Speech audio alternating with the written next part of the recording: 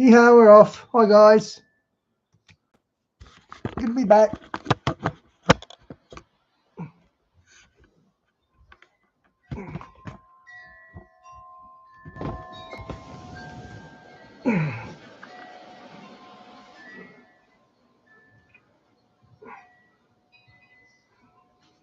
Wrong here? No, okay. I had to double check to make sure I was on. Welcome to Hagman.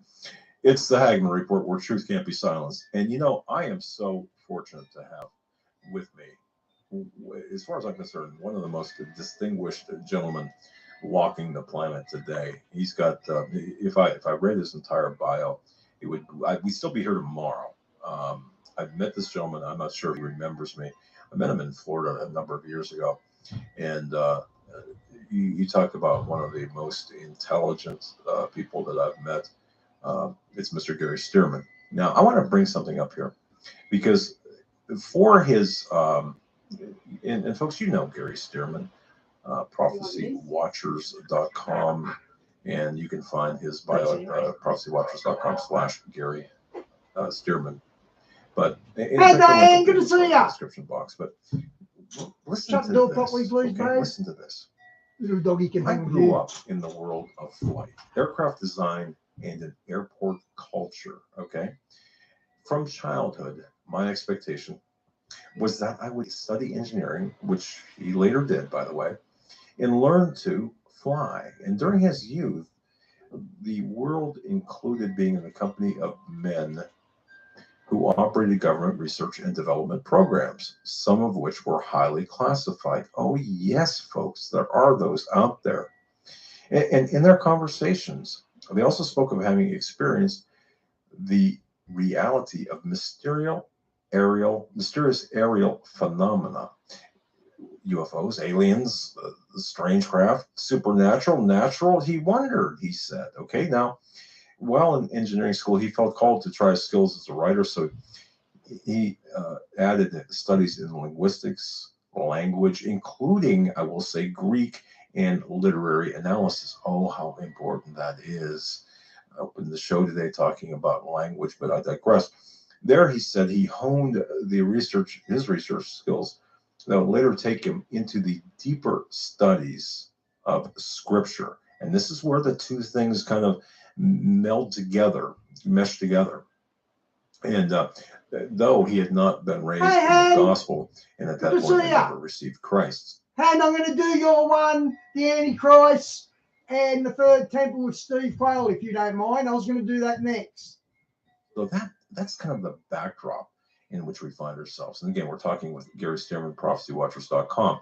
And here to take this forward from here, because you know, folks, in under 40 days, there's going to be a conference in Branson. And you know my commitment to you, the viewer and listener, to bring people on through Steve that are going to be the keynote speakers there, the speakers there to talk about things like this in greater detail, but at least you get a taste. You get some sense of what the information is going to be. I don't want to drag this on too much any further, actually. So with me, I have, again, the very distinguished Mr. Gary Stearman and the additionally very distinguished, not extinguished, but distinguished Steve Quayle. So, Steve, I'm going to turn it over to you. Please, my man, take this and let's talk. Steve? Well, fortunately, people are going to have the treat because I've been interviewed by Gary so many times, and I think this is probably the first time we, Doug, get to actually share with him, share with the listening audience the vast knowledge and research that Gary has dove into, and let's just say saturated himself with. And so it's a treat. Gary will be the keynote speaker Saturday night at Branson, Missouri, the 13th through the 15th of September. We've got a couple hundred spots open for people to register to come and hear all the great speakers in person. But where Gary brings to the table, not only being the oldest and wisest, and I told him, I don't tease him. I said, man, I wish I look as good as you do at your age as I do at 60, as I look not good at 68. The bottom line is that there's no one closer to the reverse engineering, his family. I'll let him tell the story. And I've asked Gary to share with you some tidbits one of the most amazing stories he's going to tell about a UFO incident that most people don't even recognize, and he's privy to the information on it. So Gary, hey, thank you. What a treat it is for me to have you, and thank you so much. And Bob Ulrich for your just amazing cordiality when I was with you guys in Oklahoma, and also the fantastic talk we had. Doug, Gary and I could talk for hours and hours and hours, and I don't believe that's an embellishment, is it, Gary? Go ahead, sir. No, and by the way, with Steve, it's always hard to get a word in edgewise, but I managed to do it anyway. And it's a pleasure to be here. I think it's time for the Christian family to wake up. And I know you do too. And what do they need to wake up to? Well, they need to wake up to what their Bible actually says about dimensionality, hyperdimensionality, strange creatures who fly around the earth, who actually are capable of interdimensional travel. And I'm speaking, of course, of demons, devils, the devil himself. And we've kind of mythologized him, and we've turned him into a paper tiger. But he roams the earth. He's called the Prince of the Power of the Air. He appears, and his cohorts appear in the night sky, and everybody says, "Oh, look, it's a UFO."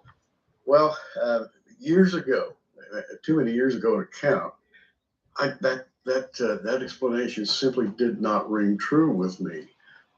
And the church in which I was raised didn't answer the questions I was asking.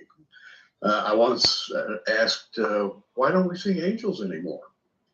And I was told, well, Gary, and this is when I was a teenager, I suppose. Gary, they don't appear anymore. They're real, but God has a different plan, and so forth and so on.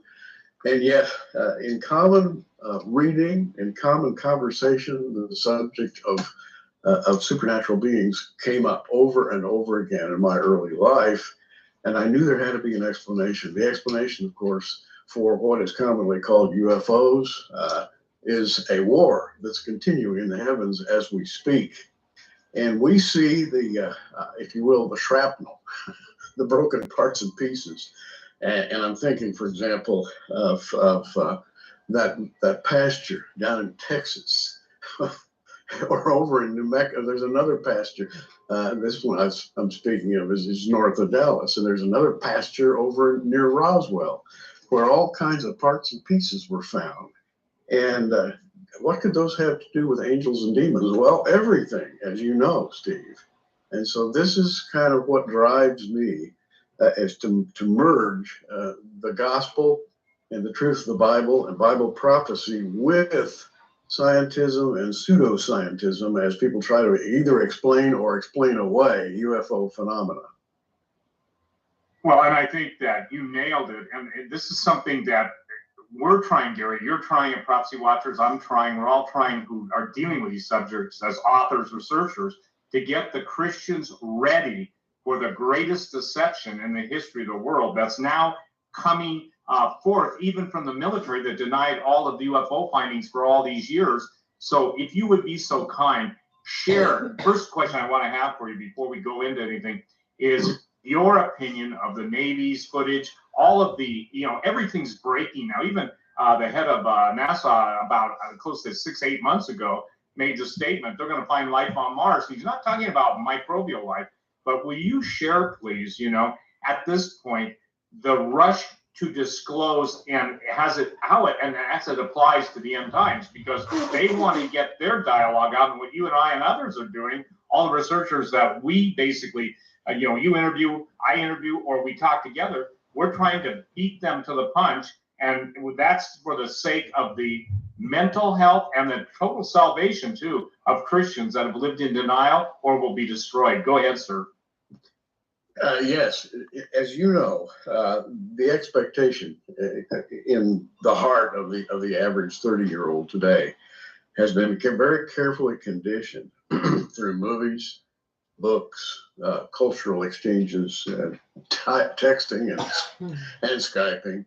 The mythology has grown and grown and grown, and Hollywood is cranking out movie after movie to explain to us where all these strange creatures have come from. And you know, and I know that's a false myth. And so, where do we start? Yeah. We go back. I go back to my Good early advice, childhood and Diane. teenage years when I literally grew up around a family of aeronautical engineers who worked with aircraft companies like Beech and Cessna and Boeing and Stearman Aircraft Products, which, by the way, still exists to this very day, began life back in the 30s with the old biplanes. And believe me, engineers are no nonsense people. And I've known lots and lots of aeronautical engineers. And if you listen to them long enough, they start to exchange stories. They start to say, oh, you know what? I heard something about an encounter a pilot had with something that nobody understands. And then the next story comes, and the next, and the next. And I've told you, Steve, that the dinner table conversation around the Stearman table was really interesting when I was growing up. And as an early teenager and mid-teenager, I began hearing stories about one in particular, crashed UFOs. And I'm not talking about Roswell.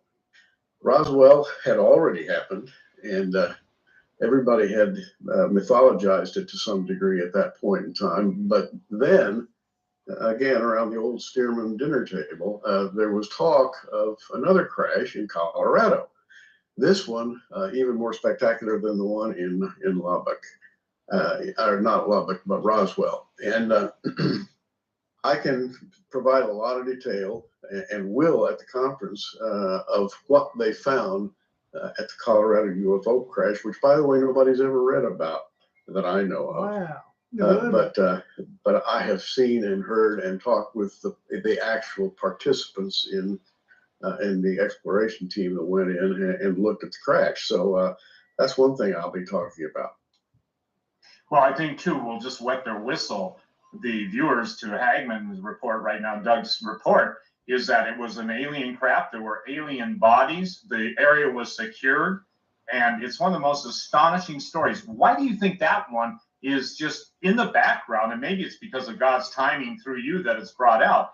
But that makes Roswell look like a chicken feed. And look at the whole world that's grown up around Roswell. And I think the other things that you're going to be talking about, ladies and gentlemen, it's hard. Yeah, Diane, if I get 30 views, that's a big view. So, you know, I've only got 25 subs. So, yeah, I'm lucky to get 30 views. Hard to blow my mind. But the nice thing about being around, I don't care about the views. I live stream and hang out with you guys. And this is my time with God as well. So that's why I stream. Mr. Stearman, is that he succeeds. And we basically, I want you to understand something. I'm starting to grin because I know the rest of the story, but some of the stuff he'll be sharing is mind-boggling. So that's enough to wet their whistle. But I also want you, I don't know how to edit anyway. you would, to discuss because of your family's, obviously, Stearman Aviation, the reverse engineering, and some of the things that you'll be speaking about from a perspective of someone who's totally in the aeronautics world, but also that as engineers, you know, I have a son who's an engineer, and engineers are engineers. They deal with facts, numbers, formulas, everything. And the bottom line is that those guys aren't given to soliloquy or expectation or long philosophical dissertation. So go ahead, sir.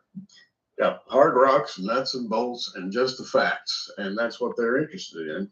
And you ask a question: why was this particular event not publicized like the Roswell event was?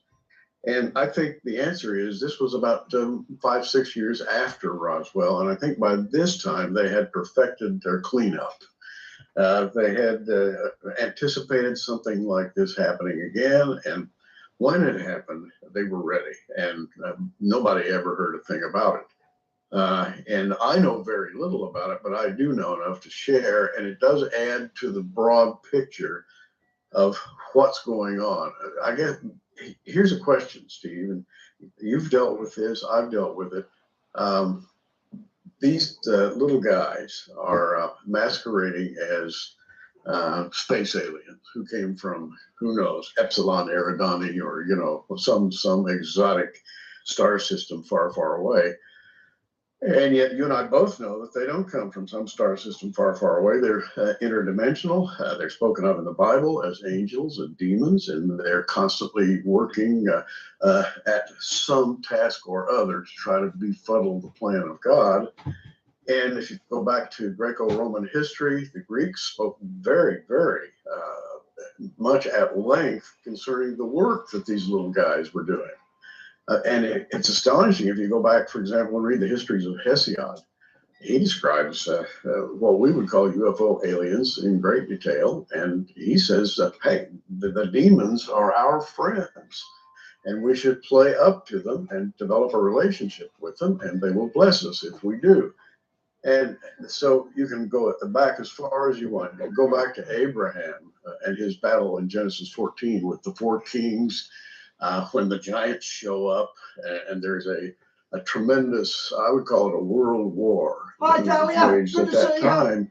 And when the giants show up for the battle, and other elements, we call supernatural, show up in the battle scene, we're looking at exactly the same thing in the life of Abraham as we were looking at in 1947 and in 1954, and on and on and on. Creatures that used to be called mythical are now being spoken of as space travelers, visitors. And this is something that's critical, and this is why Branson is so important. Gary, you and I, even on your show, that you know, thank you for having me on, but we talked about there's certain content that can only be revealed as the context of time will frame it, because you mentioned all the things, everything from video games, Hollywood, every form of technology, mind control, subliminal thoughts being placed in. But given the fact that mythology, that as King Solomon said, there's nothing new under the sun, for that which will be, you know, has already been. So yes. As someone who studies a lot of mythology, legends, and it's just like the little creatures, you know, when I wrote the book, Little Creatures, it was because even when we're in the Solomon Islands, I didn't go there, a film team went there, and we go to Hawaii, the Menehune, we go to Thailand, the Nari Ponds, they're talking about little creatures. But you know what's interesting? One of the quotes that I found is they literally declare themselves to be the spawn of the fallen one. No the spawn of the fallen one. So the fact that, you know, these little gray demons, and I tell people, you really think those entities that are supernaturally evil are gods, are creators, when they come here and fool around with the human reproductive system, and they're always abducting, or they're probing, or they're extracting, or false memories. And now we know that not only false memories, but they can erase memories, just like the Men in Black. And so what's interesting, Gary, is that the timing of Branson could not be more, I would say this, divine. That's not because we're throwing it on, I'm throwing it on, and we all collectively are speaking. It's because when Jesus said, Satan, get thee behind me, that means follow after me. So it's interesting, concurrent with the Branson coming up and all of the revelation coming to the different speakers, and not all of them, by the way, ladies and gentlemen, are Christians, but they're the key researchers in the world. So to dismiss men or women who are not Christians, but they're some of the brightest people in the world, and they have real life encounters, you basically cut yourself off from sources. So Gary, again, share a little bit more what you're going to talk about at Branson, because you give, I would say this, of anybody I know, this is not flattery, if anybody I know, you have the best start to finish, I would say, bracket of from beginning to end, especially as it relates to aliens, fallen angels. And I think people lose track. Fallen angels, these aren't cavemen, or they're not cherubs that sit on the mantelpiece. And that even prehistory, prior to the creation of Adam and Eve. So if you want to even touch on a little bit of the pre-Adamic world, because, you know, I find there's so much war in, quote, professing Christendom, they will not embrace that thought. Well, first of all, I just want to ask everybody a question. And this is the question I think every Christian should ask him or herself. And that is, do angels have technology? Yep. Simple question.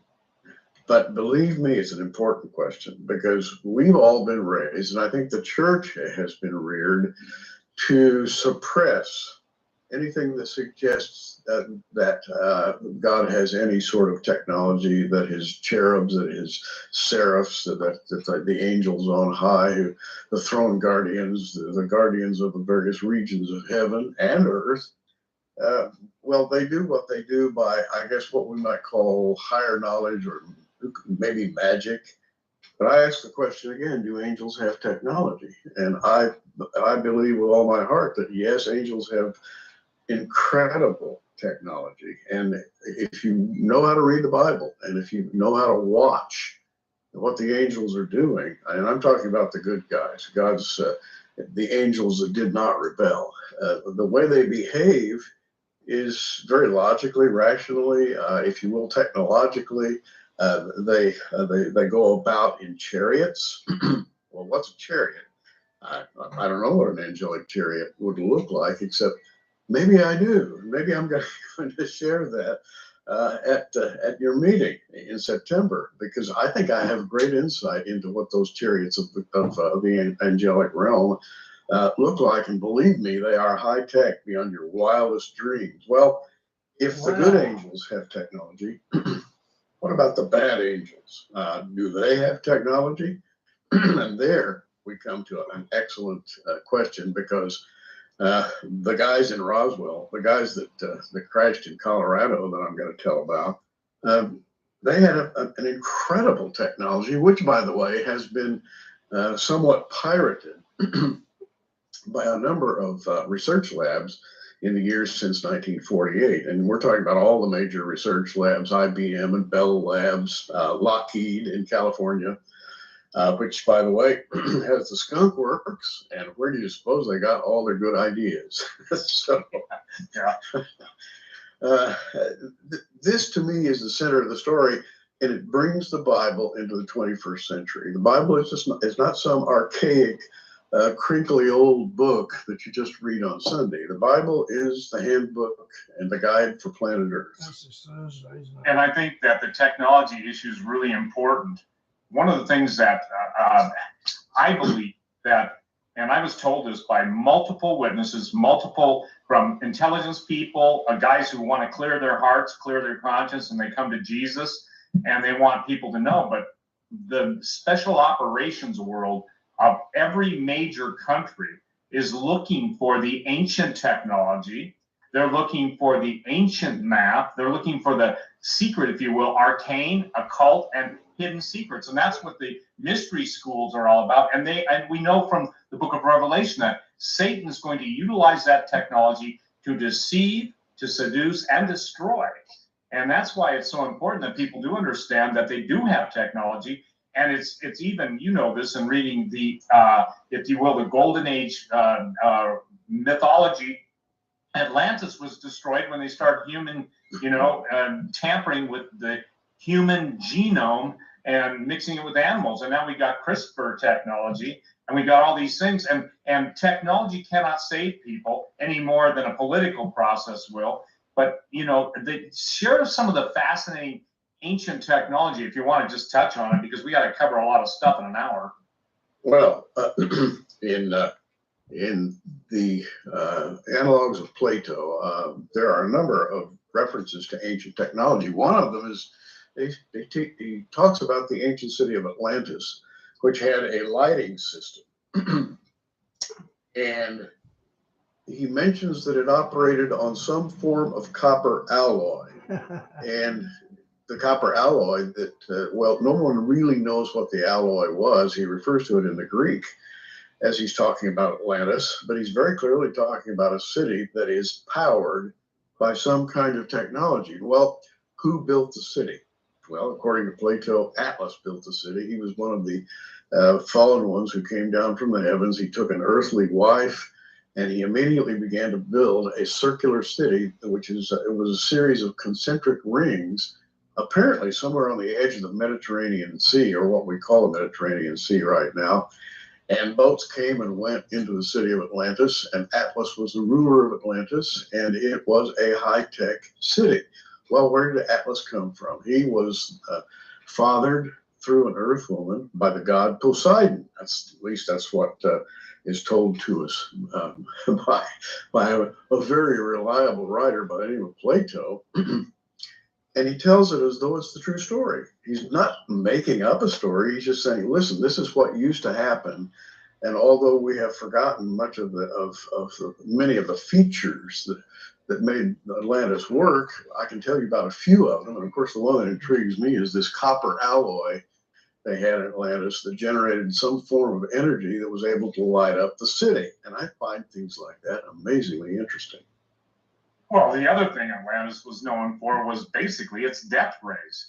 Harnessing the sun's rays, and obviously you're talking about lighting up. Well, the I would say this: the other names for Atlantis vary, and there are other ancient antediluvian civilizations. But what was interesting about Atlantis is the same style of that. The way the city is laid out, interestingly enough, is in Gath, when they found Gath, the city of Goliath, in the background. Did you see the lake of that circular area? I think it's in Israel too, but I forget the name of it. But what's interesting, if you look at that, it's almost a blueprint for Atlantis. So, and the Basques in Spain consider themselves to be the descendants of the Atlanteans. Yeah, I mean, you're talking about Gilgal Rephaim in northern Israel, yes, and you're right. It's shaped after the fashion of Atlantis, and the word Rephaim, of course, is used in the Old Testament many times, usually translated as angels, or fallen ones, or those residing in Hades waiting for judgment. But we know the Rephaim as giants. For example, Goliath of Gath was one of the Rephaim, and he had special features. A lot of people say they have a special level of intelligence that was higher than humankind, as well as being super strong and living extra long lives.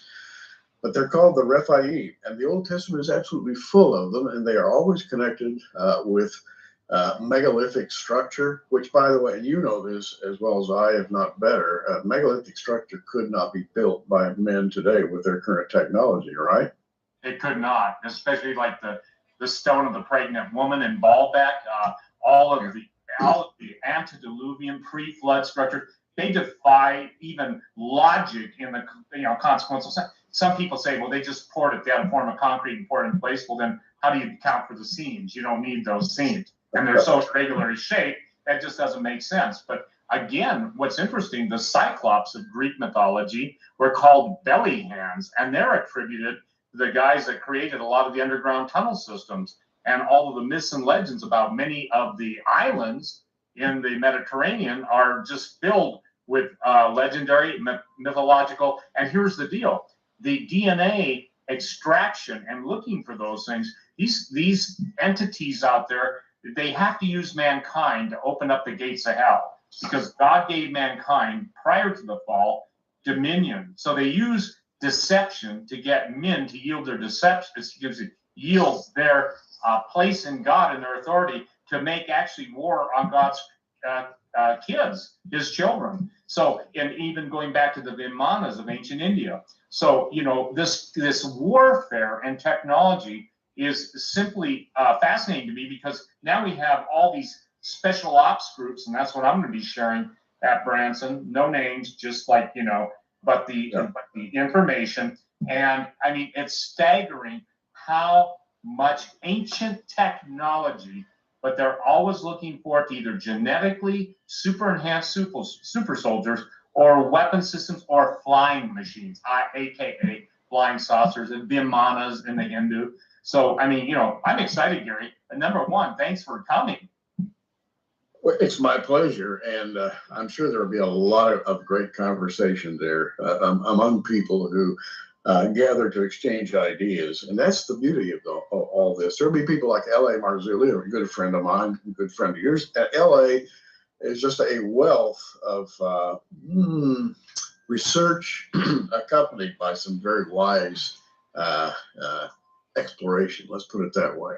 He's always, as he says, on the trail. And you and I are on the trail too. mine is a little different. I'm more housebound than people like L.A. Marzulli, who travel to the far-flung corners of the world, but I do a lot of reading. And one thing I wanted to mention is that I plan on emphasizing that the Bible is high tech. Please, folks, even if you read your King James Bible, and I've had the same King James Bible now for I cannot tell you how many years, it's a high tech book. Paul writes about the prince of the power of the air, and he uses the Greek word air, which is spelled in Greek alpha epsilon rho, but it's pronounced just like we pronounce air.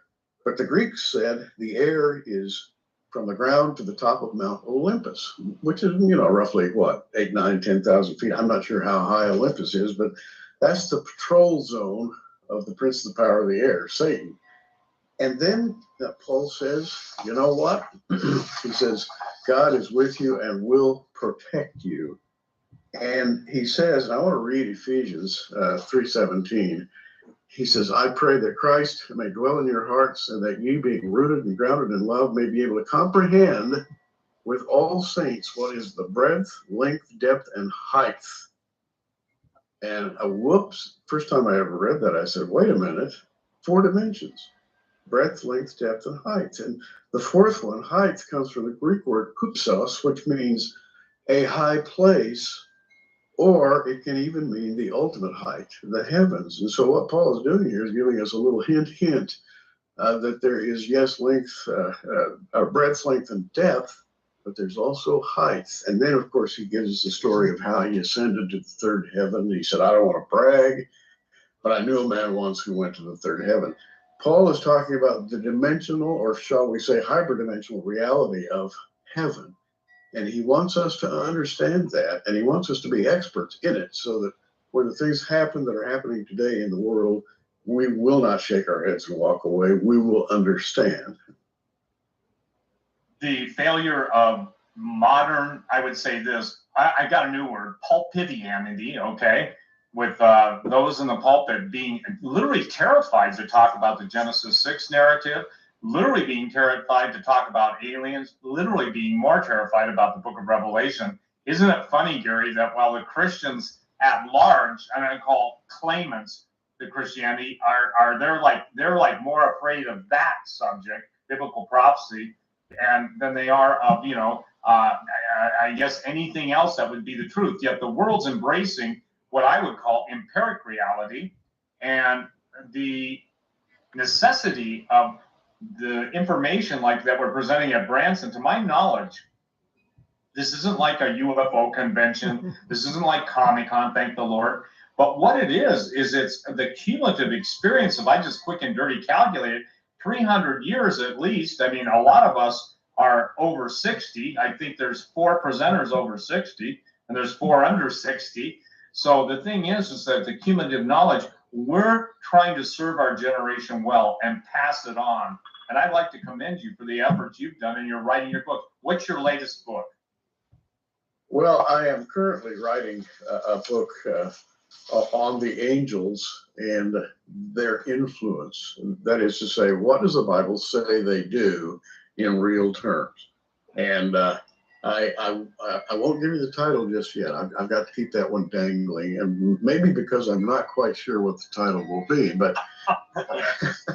but the workings of the angels documented in modern technology, and technology going all the way back, for example, to the book of Enoch, which mentions technology over and over and over again. We know that's a very old manuscript.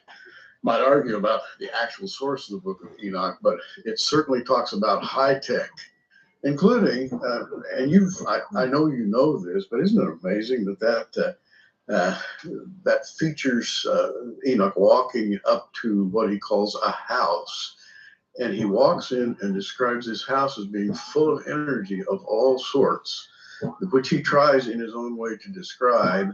And then he just happens to mention that this house rose off the ground and took him on an aerial tour of the earth. And I don't know about you, but I call that, well, today it'd be called sci-fi. Actually, it's not. The fi part should just be scratched out. It's science.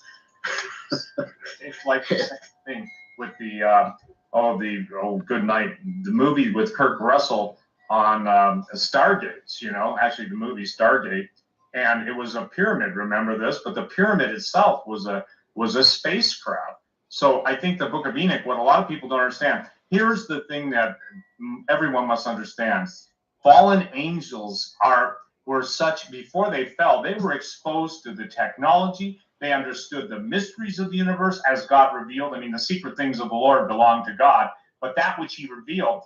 And they use that, the fallen angels, the fallen ones, use that technology to ultimately destroy mankind, because that's their end goal. And, you know, Jesus said if he didn't shorten the days for the elect's sake, those redeemed by his blood, there'd be no flesh left alive. And now you've got technologists that are salivating like hungry vampires, waiting to destroy the human seed, to implant the seed of the serpent in a technological form and shape.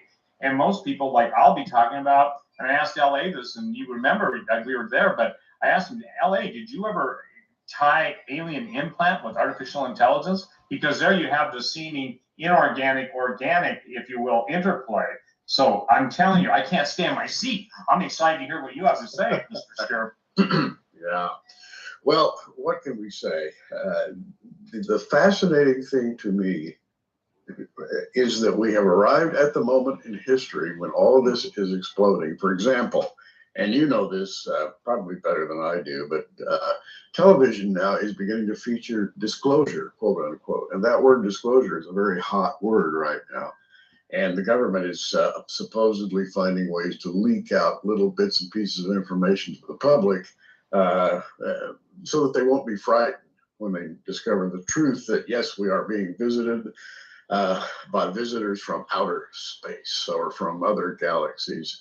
And that's going to be the dogma. That's going to be the propaganda.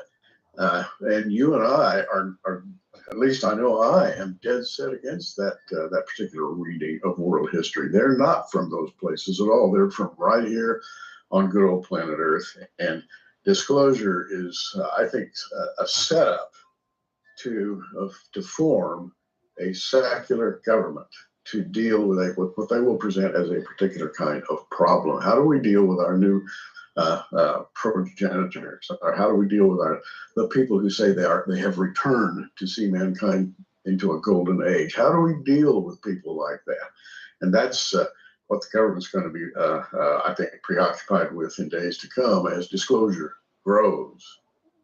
Well, Steve, can I throw a toss on that question here?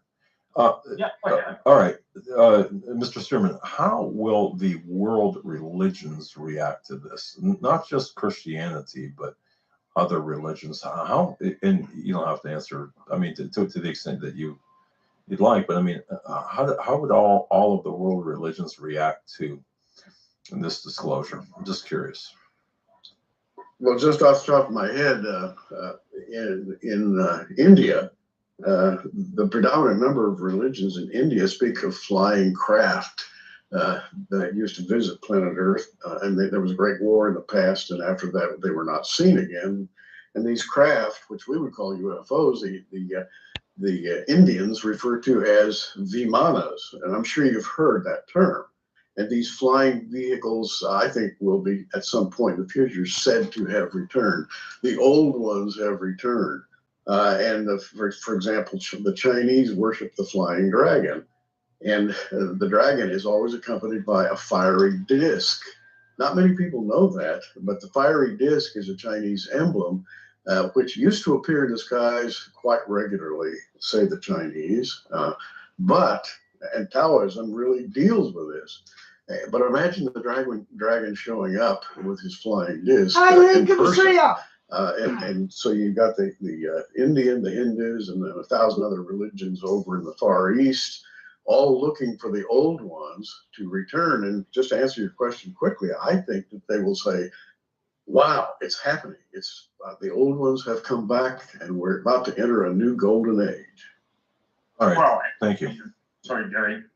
Doug, I didn't mean to overtalk you. No, I want to. And ultimately, what the effect? This is going to be the effect of reducing Jesus, even I mean, even more than he's being reduced in the on the world stage, reducing him to an operative of the larger. Maybe I'm screwing up. Oh yeah, you're saying right. Here's the thing: they're going to claim, the aliens already claim, and there was a group of scientists who believed this. They're very well placed, very high security clearance. But the aviary that claim that there are DROPA discs, DROPA discs, that literally show the crucifixion of Jesus Christ and saucers in the air. Now we know what we can do in our generation just with computer simulations. But remember that the crystals, and most people don't realize this, even the transistor changed the history of the world, but it was in the original crystal radio sets. But the groups will have collaborating evidence that even so much that if they can give you an HD or 4K version of the crucifixion of Jesus and claim they sent him, they will deceive so marvelously that Jesus said that except, he tells us that we would be deceived. I mean, it's going to be so great. So, Doug, it's going to be the greatest mind control and projection, holographic projections, and the way the brain works and stuff. By the way, Gary Quayle will be talking about holonomic brain theory, which is obviously what Chuck Misser was always talking about. And the thing that's critical is that they will. How do I say this? If you're hearing that the U.S. military can hit you with a laser and put thoughts in your head and the voices of God in your head, which they tried to do with David Koresh, then understand that the technology, that what will you know as reality, will they be able to divorce even the cognitive function of the human brain and just give you nothing but imagery and program that as a real fact, and everything as biblical as just being myth and legend. They'll take myth and legends and put it as a primary truth in the universe, and take our Lord and the workings of the living God and put it as secondary, and it will be relegated to to the dustpan of history. Go ahead, Gary. I would just like to say that there is a modern mythology. It's called science fiction.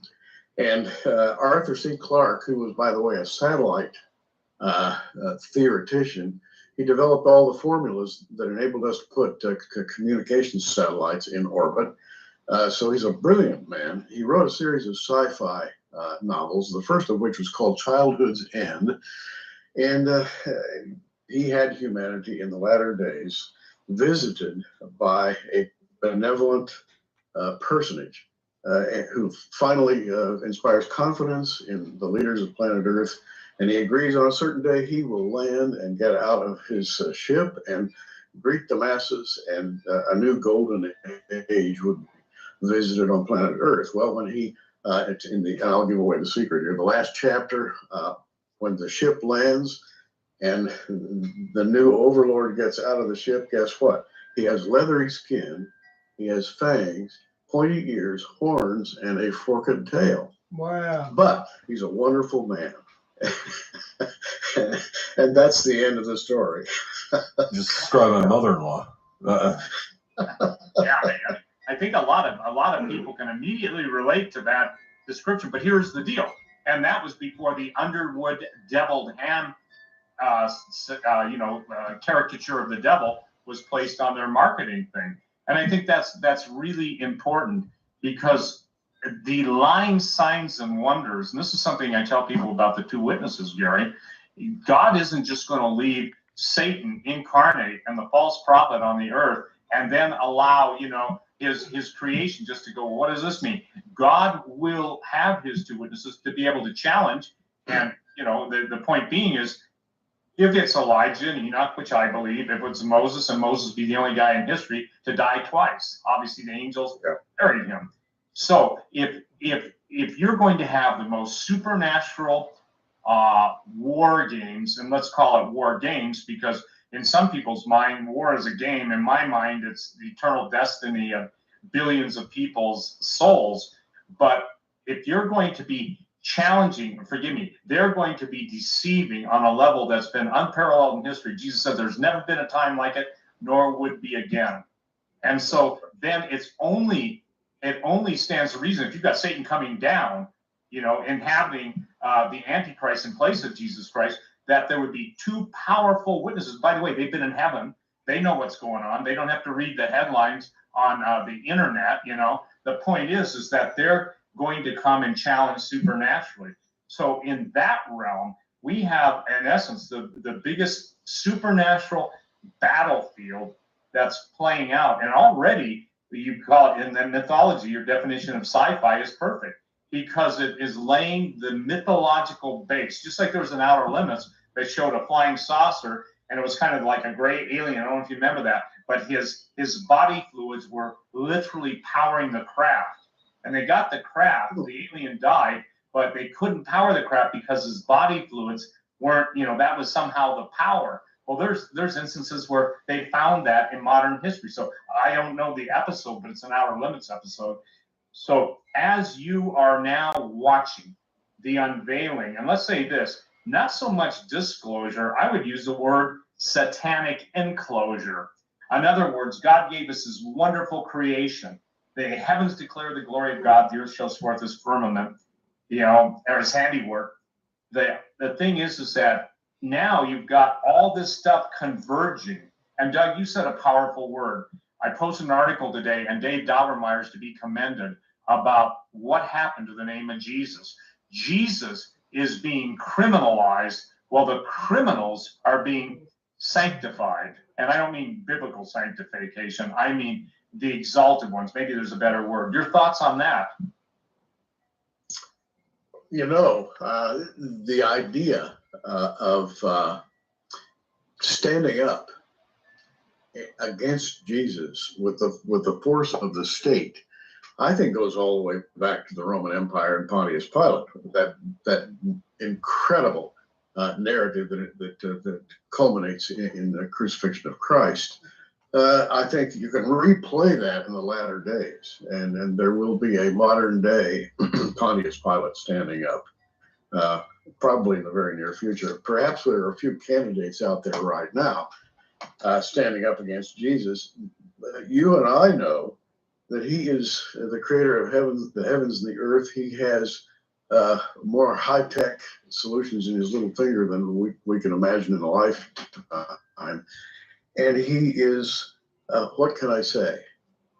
He is the answer to the problem of the invasion of planet Earth that's taking place right now. Just one quick thought, and one of the things I'm going to share at the meeting is the story about an individual that I knew very, very well, who designed the Intercontinental Ballistic System alarm network. And he was a brilliant electronics engineer. And he confided in me at one point that he said, Gary, you know what our biggest problem was in designing the ICBM alarm trigger system? He said it was constantly being falsely triggered by overflying UFOs, and we had to do some very clever designing to design this thing so that it would not be falsely tripped by UFOs, which I think is a fascinating story. The UFOs have or incorporate a kind of technology that interposes itself with the technology of humankind at the present level in some ways. And that's a very interesting story. And by the way, if I could quickly just add, one of the things I'm going to share, and for years and years and years, I didn't say a word about this, not to anyone. But I'm going to share the story about how I flew in formation for quite a length of time with the most beautiful thing I've ever seen. It was a disc-shaped UFO. And there's a very, very long, and I think a biblically sound narrative that goes with this. Well, you're the only guy I know that's TWA. Gary Stearman, the original TWA, Traveling with Angels. The thing is, and see, this is the issue that most people can't separate. If fallen angels, and I'm going to go back, I'm talking even prior to the destruction of the earth, in Genesis 1:1, 1:2, tohu and bohu, without form and void, and darkness was upon the face of the earth. Prior to that, Jeremiah's flood, Jeremiah 4. The thing that's important I think that's really critical is for people to understand that time as we humans process it is not the I would say this, the ultimate word on eternity, a good example, the angel says in the mystery of time will be no more. And how we process imagery through our human brain, how Yes. we see movement, motion. And again, this is all something that I believe God's going to give us a greater understanding. The question is, Lord, I always say this, how can I, a finite being, even begin to embrace the infinite majesty of you? And the answer is simple, only as he. Guys, by now, our temperatures should be hitting 36, 37 degrees Celsius. They're not even getting above 25 Celsius. The wind's cold out there. There's a bit of ice on the wind because it snowed somewhere. It doesn't snow in Australia just a week before summer. So unusual. Allows it to. And we're copping a lot of bad floods. A lot of towns have been underwater for weeks. Brexit increases capability. You know, it's like, who was it? One of the guy, George Washington Carver, or something, asked God to show him the mystery of the universe, and God said, "I'll show you the mystery of the peanut."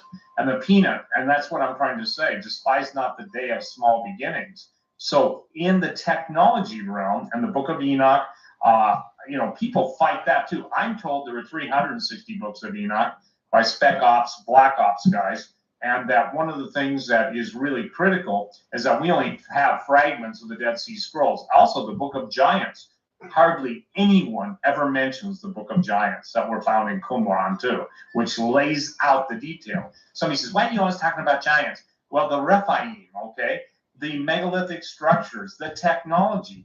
These guys weren't Shrek in a cave with a club. And that's the thing that really perplexes me, is to how to communicate ancient technology.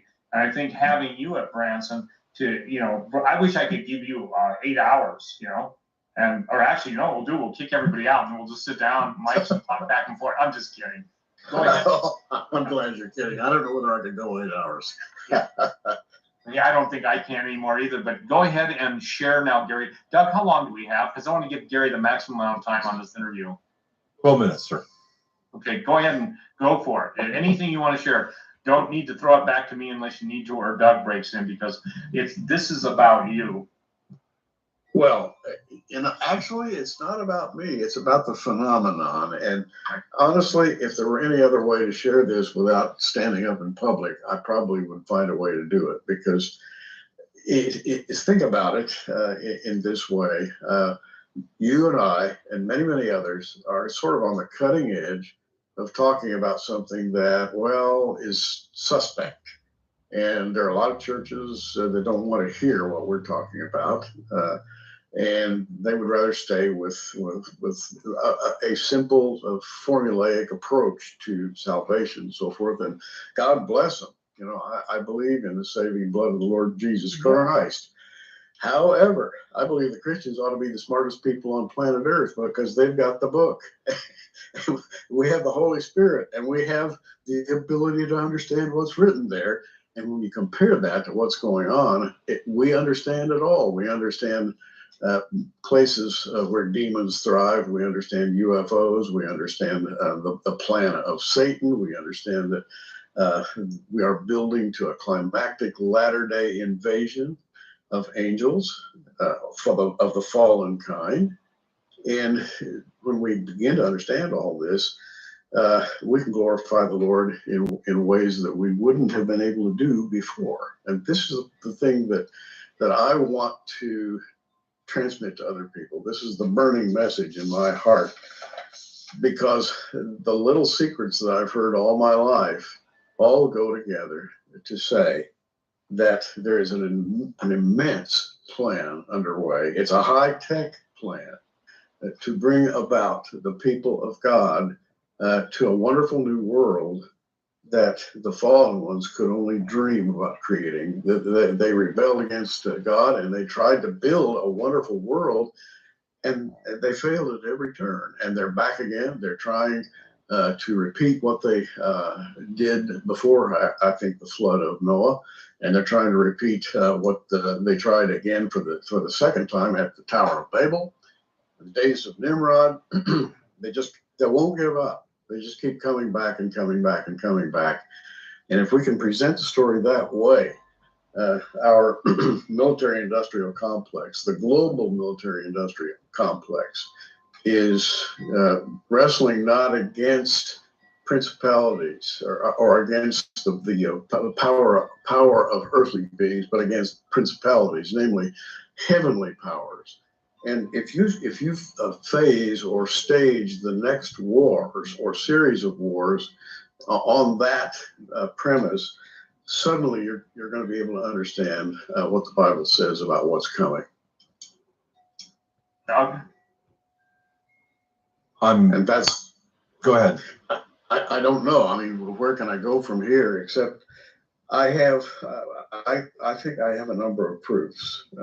I think I have proofs based upon my own observation and interaction with people whose observations corroborate my own personal ones, and I'd just like to share those.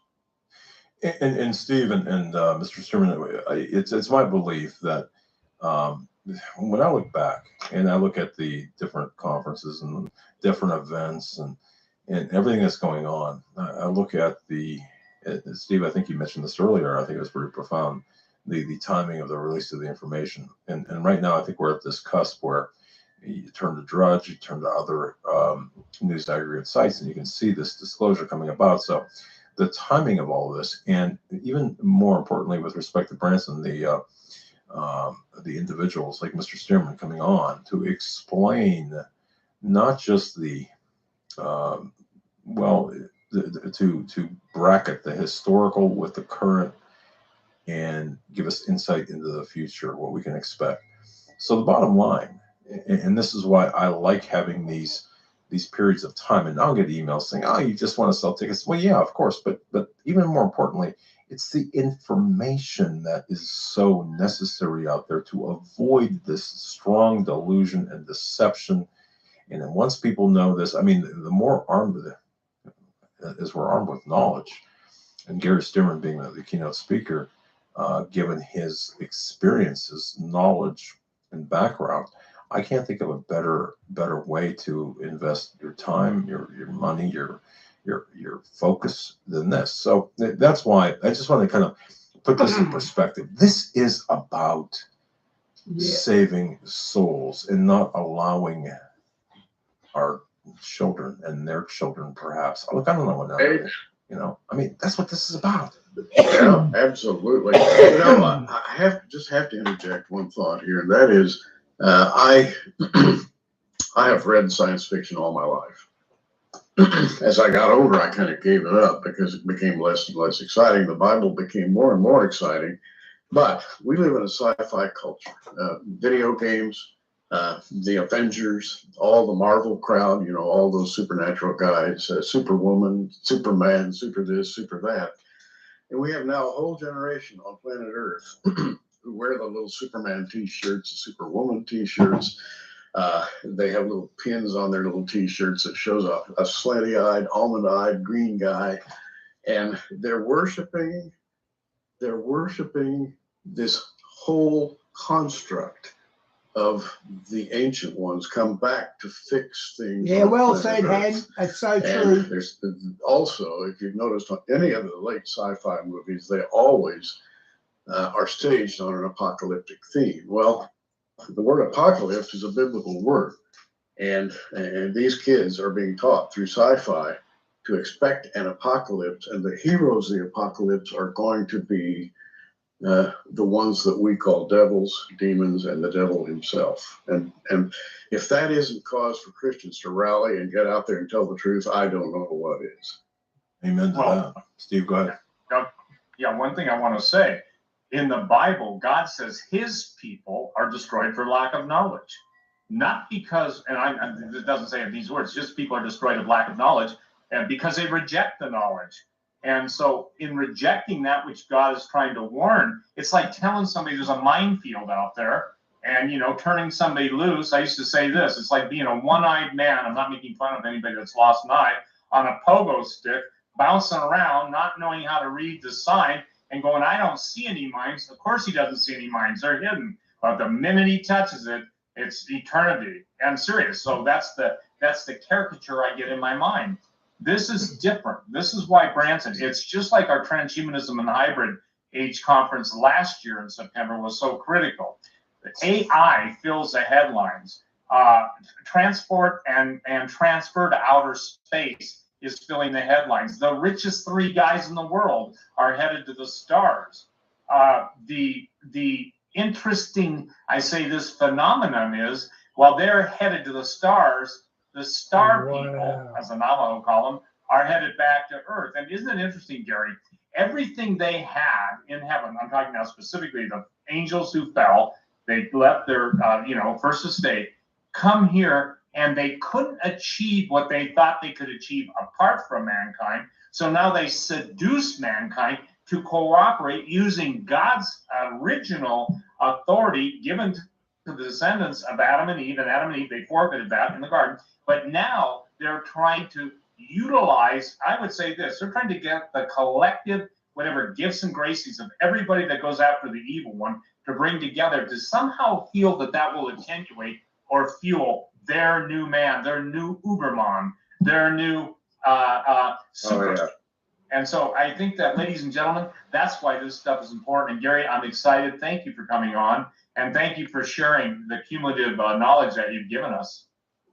It's been my pleasure, Steve. And I'm looking forward to it. And we have a mission. I think you and I agree on what that mission is.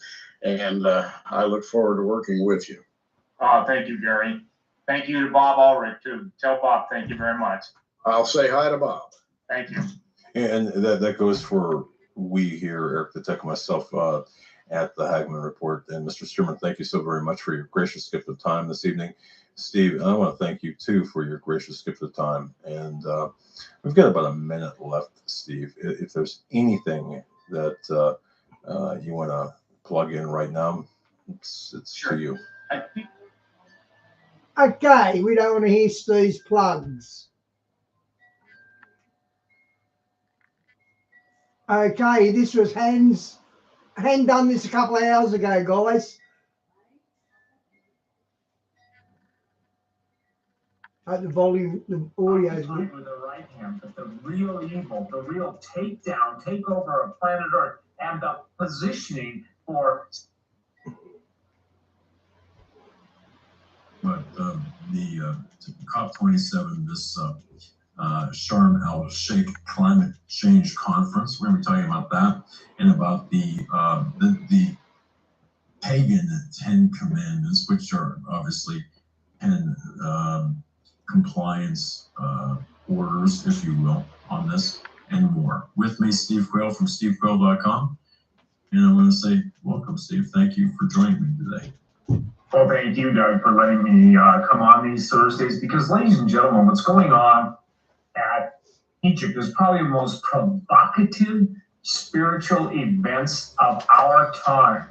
And I would go so far as to call it the ultimate mockery of the living God and the pronunciation and the enunciation of the Antichrist, he who will be known as the beast, who Satan literally will possess. And they are writing, actually I should say, rewriting the 10 Commandments. And I want to make this clear. Mount Sinai, the real Mount Sinai, is in Saudi Arabia. Most people that even looked at the story, Doug, were hung up on, well, it's not really Mount Sinai, so it really doesn't mean anything. No, you couldn't be more blind. Number one, the Saudi Arabians aren't going to allow 40,000 infidels to land their 400 jets in Riyadh and go tracking into the desert to go to the real location of Mount Sinai. So what they did, they took a very interesting resort area, Sharm el Sheikh, where all the elite met with their 400 jets. They got together to worship the earth, to basically claim, and here's where it's really critical, that God isn't relevant. Remember, Yuval Noah Harari made the statement, they've already killed God and next to body. So while all this stuff is going on with FTX, and as I said on Doug's show years ago, NATO is a dead thing. Already there are cracks in NATO, but getting back to the biggest issue, the globalists, the Luciferians are keeping us occupied with the right hand, but the real evil, the real takeover of planet Earth, and the positioning for 7.2 billion people to die now because of the increase in the population up to 8 billion. And I want to make sure I said billion, 7.2 billion people to die. This is what's going on in the background. Now, Doug, will you read the new 10 Commandments? I think it's really important that people understand this. Yeah, I can do that as well. If we put them on the screen, can we do that? All right, here they come. Folks, if you are listening to this by radio, of course, tune into the Agma Report on Rumble and or Brighteon, but subscribe and hit that like, thumbs up, Rumble, or whatever button, and make sure you subscribe. And also leave your comments at Rumble. I read the comments because some of you folks really have great stuff. Okay, so here they are. The 10 principles for climate repentance include, number 1, we are stewards of this world. Now, Steve, you want me to stop or just read them all straight through? Just read them all, and then we'll talk about it. Number 2, creation manifests divinity. Wow, okay. Number 3, everything in life is interconnected.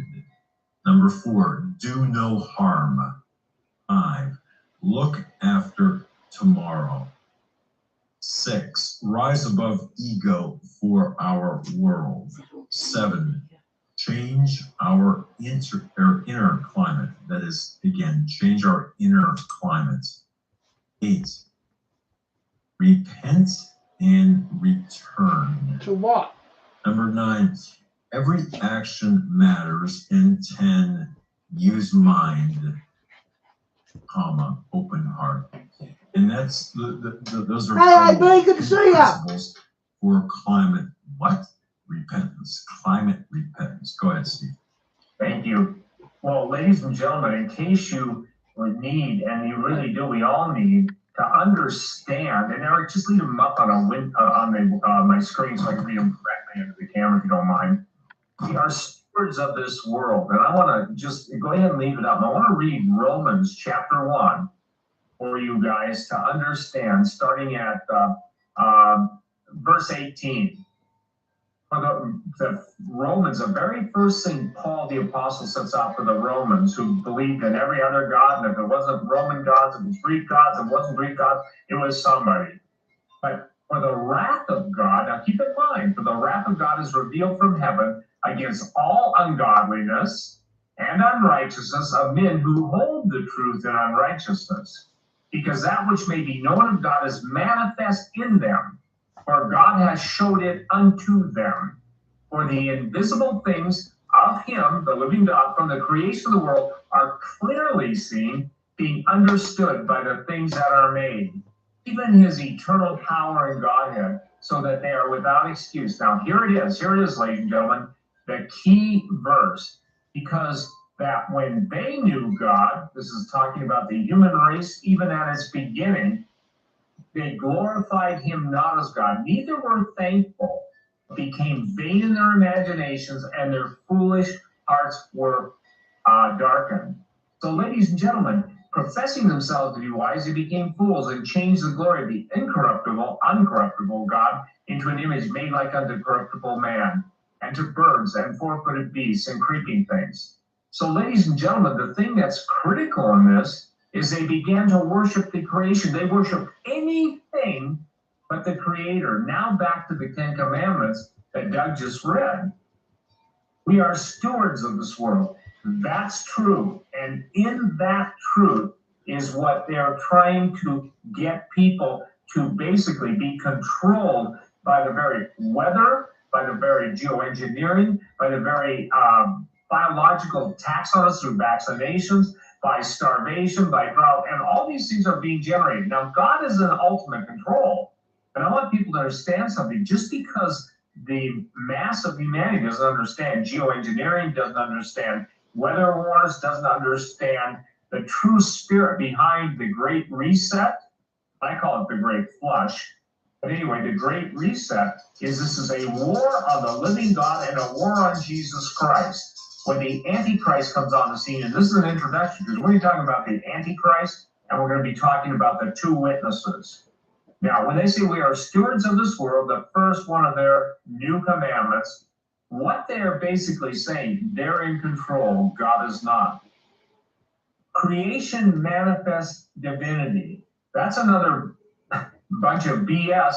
Basically, the creation manifesting divinity in their context means that you, when you take on this new attitude, getting rid of the God of the Old Testament, the Father of our Lord Jesus, getting rid of Jesus, getting rid, as Yuval Noah Harari said, they killed God, yeah, right, and next is his body. Everything in life is interconnected. That's absolutely true. The Bible says, in him, the Lord Jesus Christ, we live and move and have our being. Now, do no harm. They should have put in parentheses what they really mean, except get rid of the Christians. Because when you read, and this article, it goes into the detail of who spoke at this. I will tell you this, anybody on hell's roster, but definitely nobody on God's side. Look after tomorrow. What did Jesus say? Jesus told us, in essence, sufficient for this day is the evil thereof. So they're putting personal responsibility into the future, and they're exonerating, if you will, trying to get people to understand, well, I'm going to look at the future, but I can live like I want now. Rise above the ego for our world. Just liars in the world over there. All the elite of the elite are there. Rise above the ego for our world. That's absolutely the number one personification of evil, and evil personified that was manifest in this whole COP27 was the literal Antichrist, he who even prints. I've gone without food for 3 days, AB, but not on purpose. I've never actually fasted. Charles, now King Charles, acknowledged was already on the scene. So I want to make that clear. Wow, wow, he calls him lying. The I never knew that. Means in place of Jesus Christ. The COP27 Ten Commandments mean in place of God's 10 Commandments. Change our inner climate. You know what that means? Get rid of all your Christian ethics. Get rid of those thoughts of God. Get rid of, because that's one of the things they've been working on in the background in the assassination of the human genome, is working on the area of the human spirit that basically can still be convicted by the Holy Spirit. Now, repent and return, that's to, that they're not talking about the living God, they're talking about Lucifer. I want to make it clear, Lucifer. Every action matters. The Luciferian demand for obedience is total. The Luciferian demand for blood and human sacrifice is absolutely represented in some of the practices that go on, and it's way beyond what Alex Jones. An angel would come and trouble the water, and the first into the water would get healed, and the man that couldn't get there in time, that's the man Jesus went to. So every action matters. What they mean by that, they mean literally in obedience to Lucifer. Use mind, open heart. Use mind, open heart. What they're talking about in the open your mind and heart is be subjected to the programming that they want good citizens of the global reset. Let's call them resetians, Doug. That sounds like something, one of the first Japanese, and it was really good. It was a science fiction movie of the Martians attacking the Earth. And I forget what they call them, but we'll call these people the Resetians, for the alien life form they are, okay? So I want to make clear that there was two conferences. There's the one going on that was kind of public and it was kind of for outward consumption, but then there was the inner sanctum. And so before you go on, can I add principles of repentance, climate repentance? Okay, so my question on that, is there any connection between the two? And even if there is, does it even matter, I guess? Well, I think it matters. Either you have two choices for the destruction of the Georgia Guidestones. Either it was people who hated them or people that were funding them that took them out of the way. Okay, judging by the colours on the bottom 2 lines, that's not colour by numbers. That's too random how he's done that. I don't think it was colour by numbers. You watch what I mean. Present. In other words, they were a placeholder for the COP27 10 Commandments. Now, the hubris, and I want to make this clear, the hubris that was exhibited on the Georgia Guidestones, going back before they were destroyed, you and I spoke about why is it that no one ever questioned, and maybe there were some people, I'm not saying no one, but very few, and no one immediate, how are you going to get down to maintain the Earth's population of 500 million when those were written, the population of 500 billion, 500 billion, forgive me, let me start over. I'm trying to do 2 thoughts at once. The Georgia Guidestones were talking when the Earth's population was 7.2 billion to take down the manageable population to 500 million. You remember that? Right, yes. And then now that it's 8 billion, by inference, if they're going to take down the same percentage amount of people, ladies and gentlemen, that means a lot of billions of people are going to have to die. But nobody questioned the Georgia Guidestones, how they're going to diminish the global population taxi drought. And so what is critical is that where the Georgia Guidestones were destroyed, isn't it interesting, Doug, that I don't know the exact date of the destruction, last year sometime, I think, and now we have the COP27. Let's go right back. Again, ladies and gentlemen, this is such, you notice too, Doug, they smashed stones. They wrote them. And in essence, God's 10 Commandments were written by the very finger of God himself. Moses did smash the first set of 10 Commandments written on stone when he came down from the mount, and people were basically going back to the pagan practices and worshiping the golden calf. When Aaron was questioned by Moses, he said, I don't know how that came. I mean, he was the one that basically sculpted the golden calf, and he caved into the demands of people. This is very important. Right now in COP27, you're watching your future written for you unless you have Jesus to strengthen you and stand against the day. Once entity Biden is taken away, No or we live in a way. 60-minute World War III, the AC will come on the scene, the Antichrist. The AC was crowned in a secret ceremony where they never showed his face, even to all the attendees, the devotees, and the Luciferians, because it wasn't the time to reveal. But they had the ceremony, and it really went on. There was a prophecy by Lady Prophet. I forget her name, and I don't mean to diminish, but she actually saw it. Then I reached out to people that I know, and I said, did that really happen? And the answer was absolutely it happened.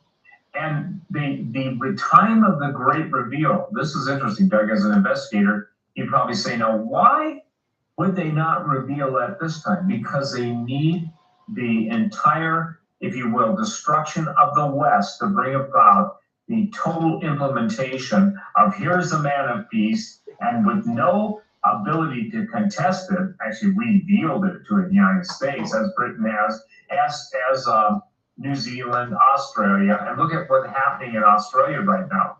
Horrific floods. So God's specific judgments are in the earth. And now what we're seeing, in my opinion, my well-researched opinion, is yeah, guys, we're getting floods the worst in our history. Just for the last 6 months, every town's been getting flooded. It's been really bad. implementation of the smashing. When they smashed those 10 commandments, those stupid 10 commandments. But that was on. Are you talking about the original 10 Commandments? No, I'm talking about when they at Sharm el Sheikh COP27 smashed those tablets. You saw in the paragraph above the 10 Commandments. Yes. Why don't we have Eric put that back up a minute? Yes, and that's a good point. Kind of glossed over that. And by the way, the Georgia Guidestones, according to Wikipedia, they were dismantled on July 6th of 2022. How quickly time flies, right? Okay, there it is on the screen about the COP27. Go ahead and read the gray. They smashed some stones on Sinai in a fashion like Moses did in the Bible. to dramatize how the world needs to repent of its ecological sins. My word. Okay. There are new 10 principles for climate repentance included in the list of 10. There it is. Now, this should be called the ultimate hypocrisy of those who are telling us that we need to repent of our ecological sin. Let me make it really simple, Doug. The bottom line, it's my favorite statement, overused it maybe a million times, but the bottom line is the ecological sin is the carbon footprint, which is a human being being allowed to live. These guys are burning so much jet fuel. These people who are the catered, the pampered, represent so much of industry that has destroyed the planet. And there's even a scripture in the Bible that talks about God's going to destroy those who destroy the earth. So, ladies and gentlemen, if people were to understand what Jesus did in being the only one worthy after his resurrection to open the 7 seals and the entire book of Revelation, and Doug, you know this, I keep repeating this, people don't know this, especially people that are listening to this program and go, what does God have to do with this? Well, everything. But God has given us his, if you will, signature through his Son and through the book of Revelation of the things that are to come to pass, that were coming to pass and would later come to pass. And people don't understand a real simple principle of prophecy. You can have multiple fulfillments until you have the last fulfillment of prophecy. A good example, it was prophesied. How many messianic prophecies that the Messiah would come, where he'd be born, all this stuff. And still, this is interesting, the only ones that really recognized that were the religious people because they knew it was going to interrupt their AB, where are you originally from? What country? game. Or more importantly, it was going to interrupt their cash flow. Or more importantly, it was going to strip the religious veneer off of the Pharisees and Sadducees. So that is why they had to try to Papua New Guinea. Okay. Obviously, the crucifixion, cool. The capital punishment of Jesus, but they didn't know what would come beyond the grave. Now, as we're talking about the situation on Mount Sinai, we're going to switch over to the Mount of Transfiguration because we're going to talk about the 2 witnesses. The Old Testament calls them the golden candlesticks that literally stand before the presence of the Lord. And Eric, if you would put that up now, Revelation 11, where we're going to read this to people. Ladies and gentlemen, what we're talking about today is the Antichrist being crowned in a secret ceremony until the global reveal. The global reveal will not happen until after World War III.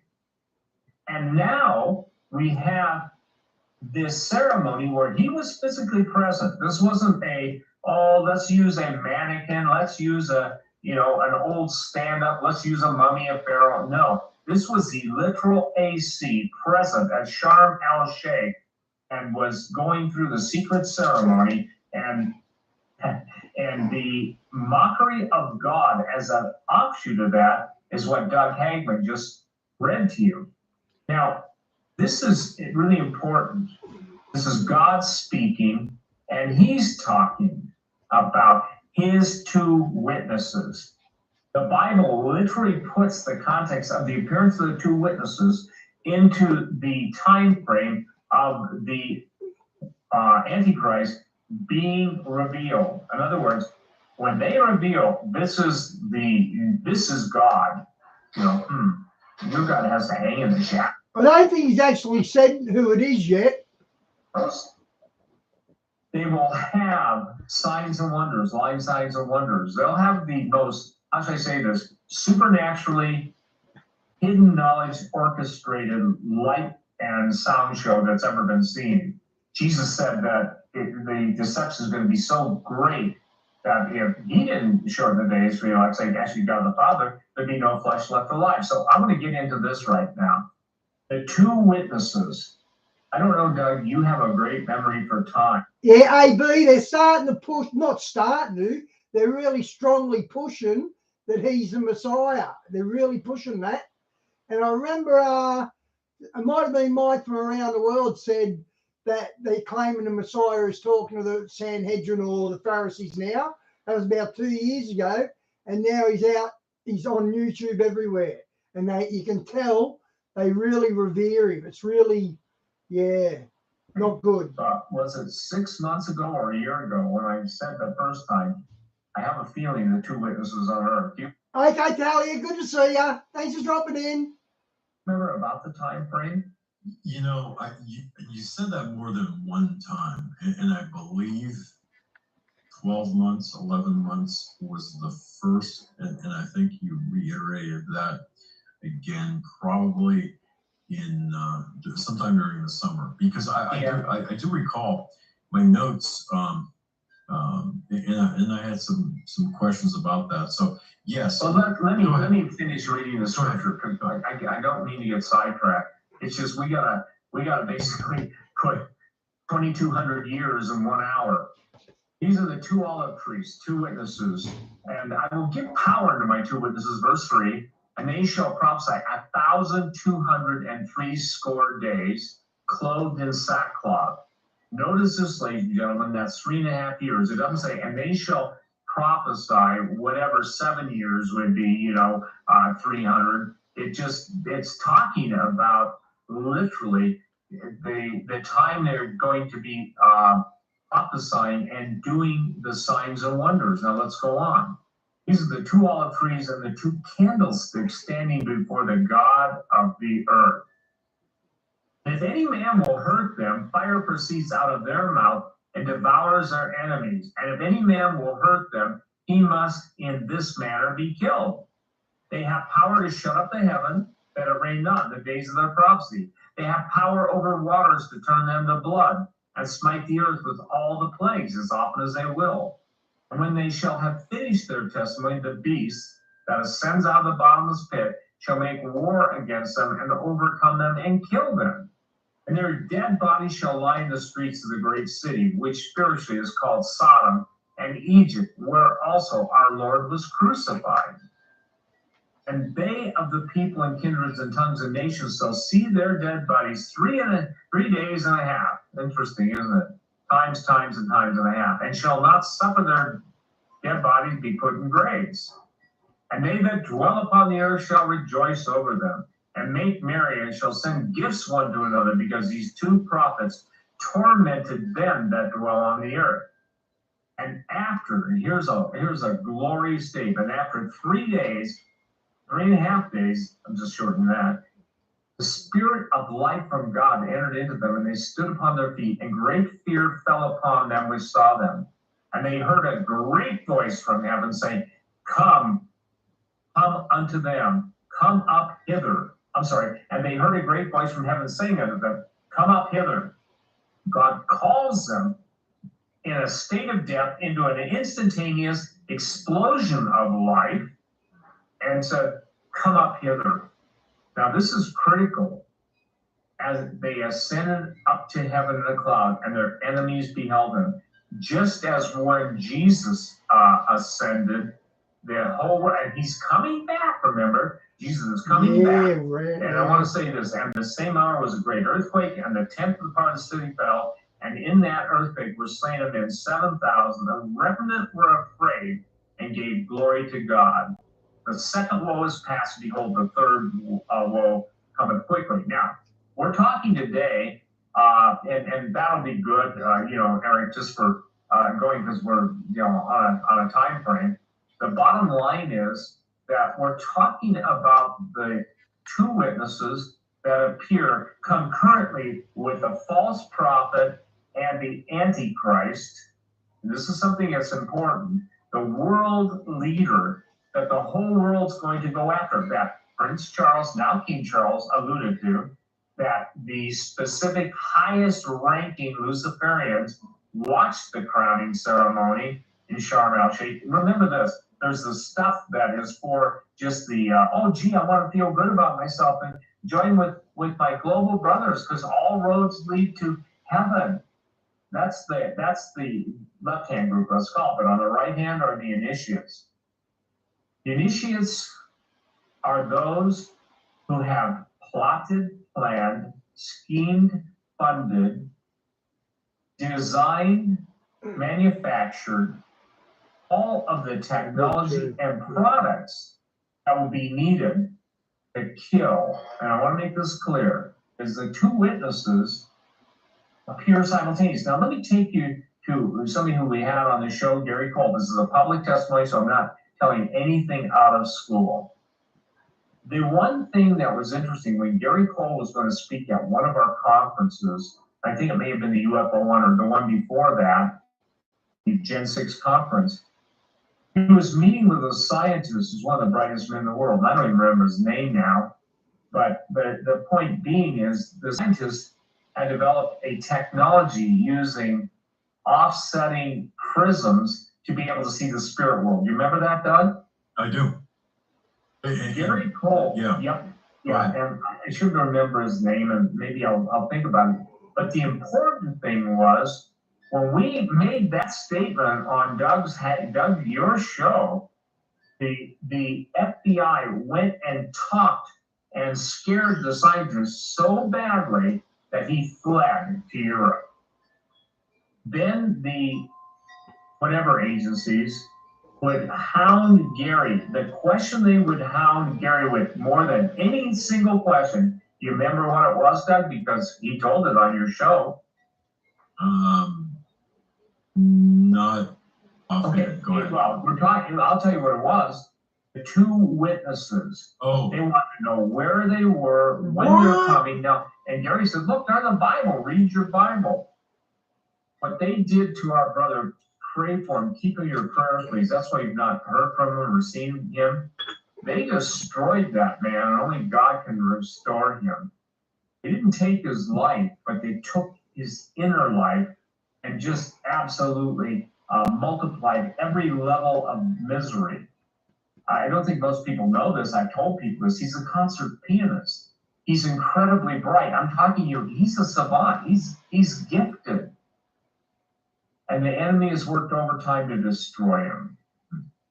And so the whole focus, not getting my focus lost, is that they were concerned. And I don't think it's Moses, because Steve Quayle hit the nail on the head on the other show I played just a couple of minutes ago. And he said that if that's the case, if it's Moses, he's the only person in the Bible to have died twice. So that sort of, I think that makes Moses not eligible, to be honest. it was, they did such just, what do you call it, Doug, when they want to drive you crazy? Oh, gaslighting. Yeah, I think Enoch. They gaslit him every place he would go, whether he went to the mall, whether he went to any place, they were there. Obviously, they're tracking him on a cell phone or under, surveillance. And everywhere that he went, when they would go sit with him, they just seemingly walk him from three directions. Yeah, they're the only two that were raptured, Elijah and Enoch. So that's why I think it's them. They didn't walk in as a group of three guys. What was interesting, Doug, they would get right on the same subject. Who are the two witnesses? What are you guys up to? That you guys met, me, him, and probably you. I don't remember your name being mentioned. Yay, you're not in trouble that time. But the bottom line is that the concern for the two witnesses. Now, I want to jump to Mount Graham, okay? And Mount Graham, this is going to be in our new film that's coming out, obviously, and you can see it on the front page of my website.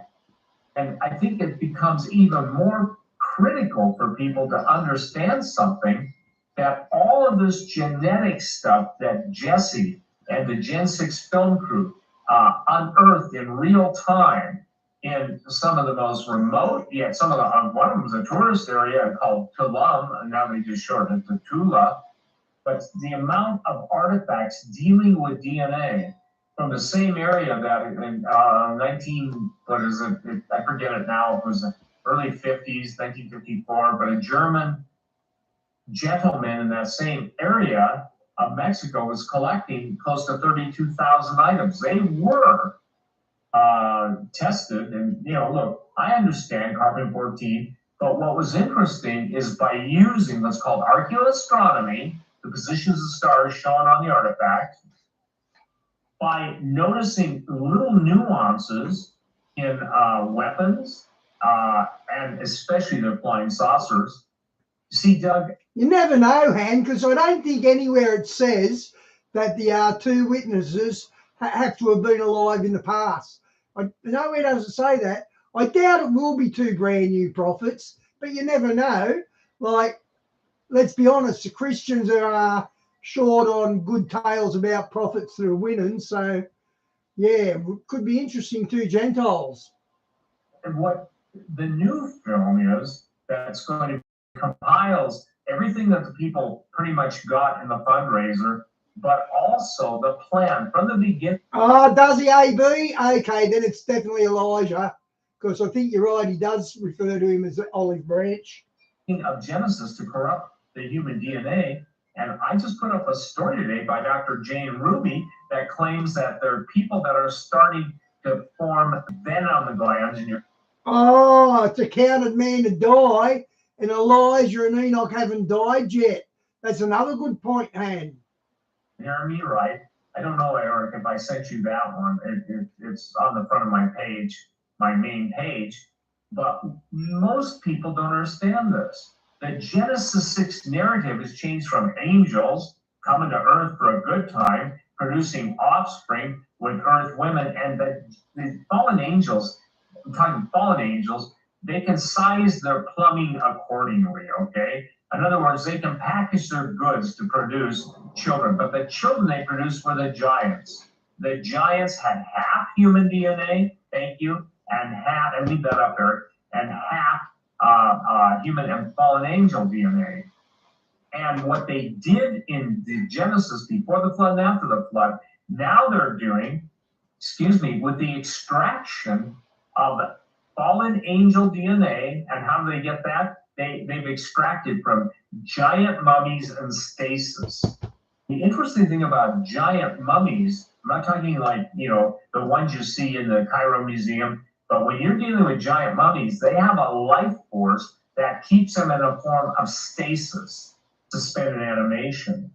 And that's how they can preserve the DNA. So when any of these giants are murdered, not murdered, but they're killed, the military grabs those things and puts a secrecy lid or above top secret.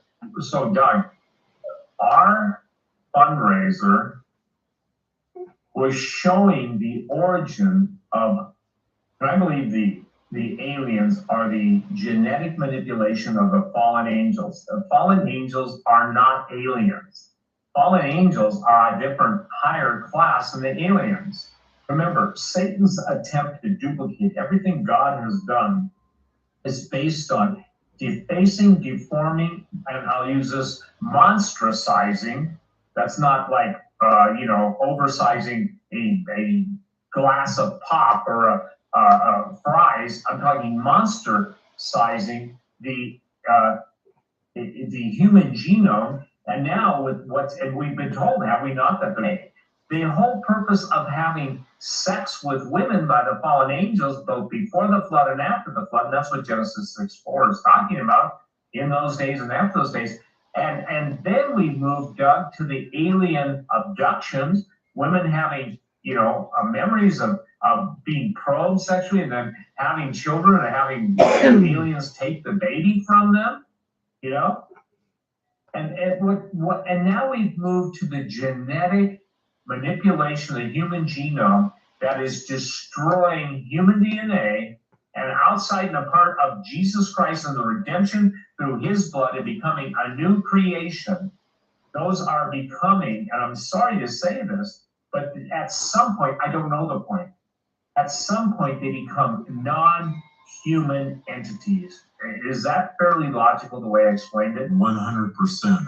I understood that, and I'm sure everyone out there listening can understand that. Now, the question I have for you in this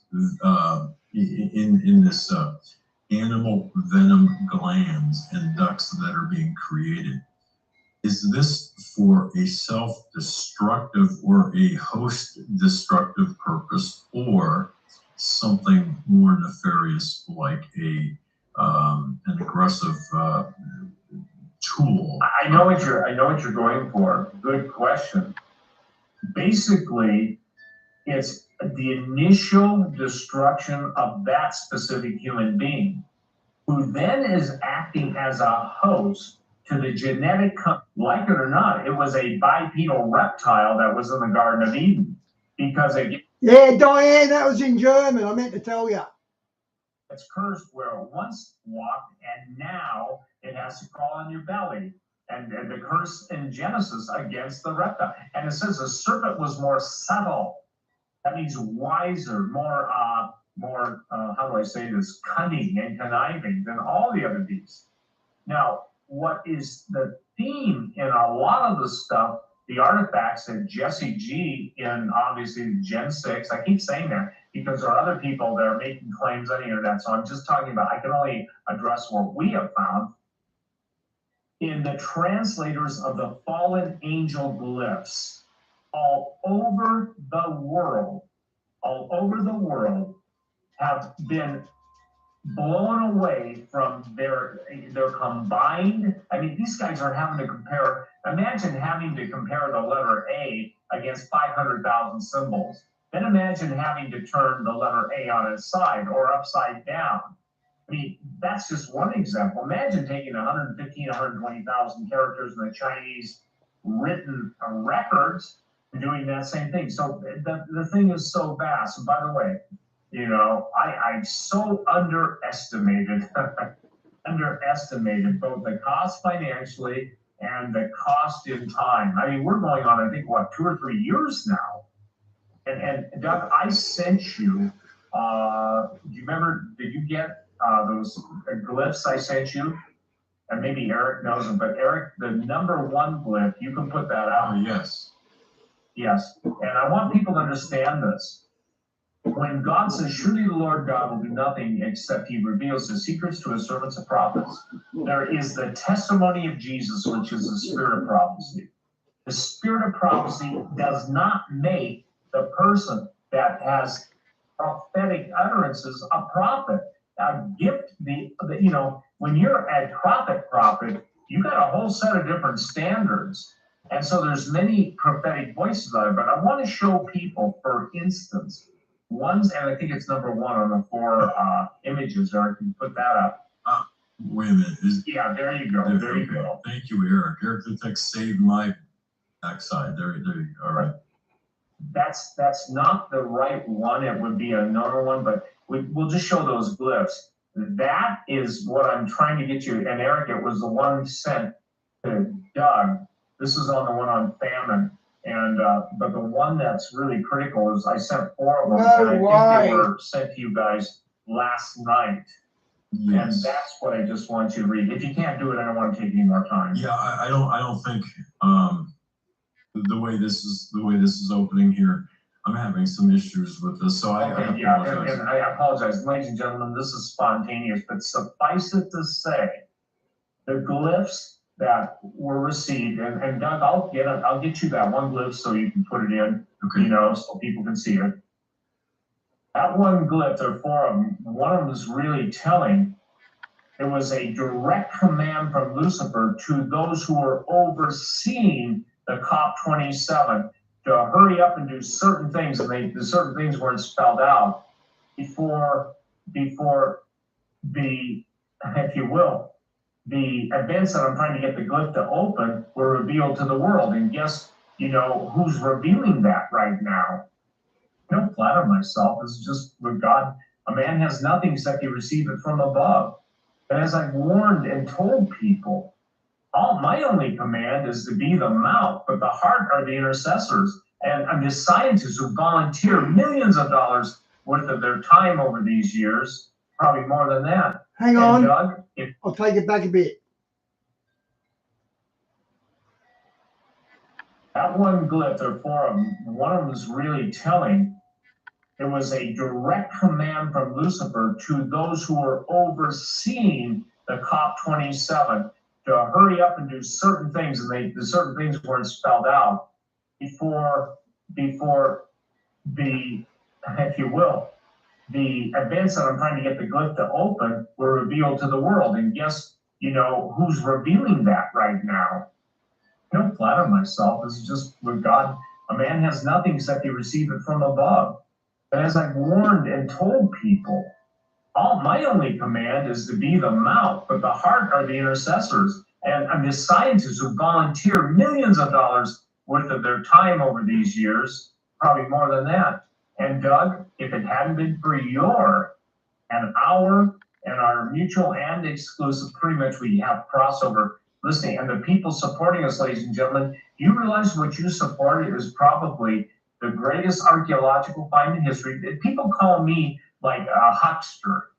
But when you spend all the money and time and effort and have it all, that has to be only either the Smithsonian or the U.S. military or just the haters. And by the way, I want to explain something. I won't say where, but I got a call from Hal Turner yesterday saying, Steve, I don't know if you know it, but you're dead. I said, what? He said, yeah, I don't know if you know it, but it's all over a certain forum that you're dead. Well, ladies and gentlemen, this is a real-time performance. They will resort to anything and everything. And what's neat about walking the will of God is this applies to everybody who's a listener, everybody who's a supporter, Doug. We all can walk asking God to show us our purpose, fulfilling our purpose, and then proceeding in our calling. And until God calls us home, we're not done. And that's what's interesting, because again, ladies and gentlemen, I want to just reiterate, the COP27 public facade was totally and hellishly different than the private one. It was totally different. And that is where the prophetic word, and I'm sorry I don't have that up, it was up all night. The bottom line is the prophetic word was given concerning the coronation.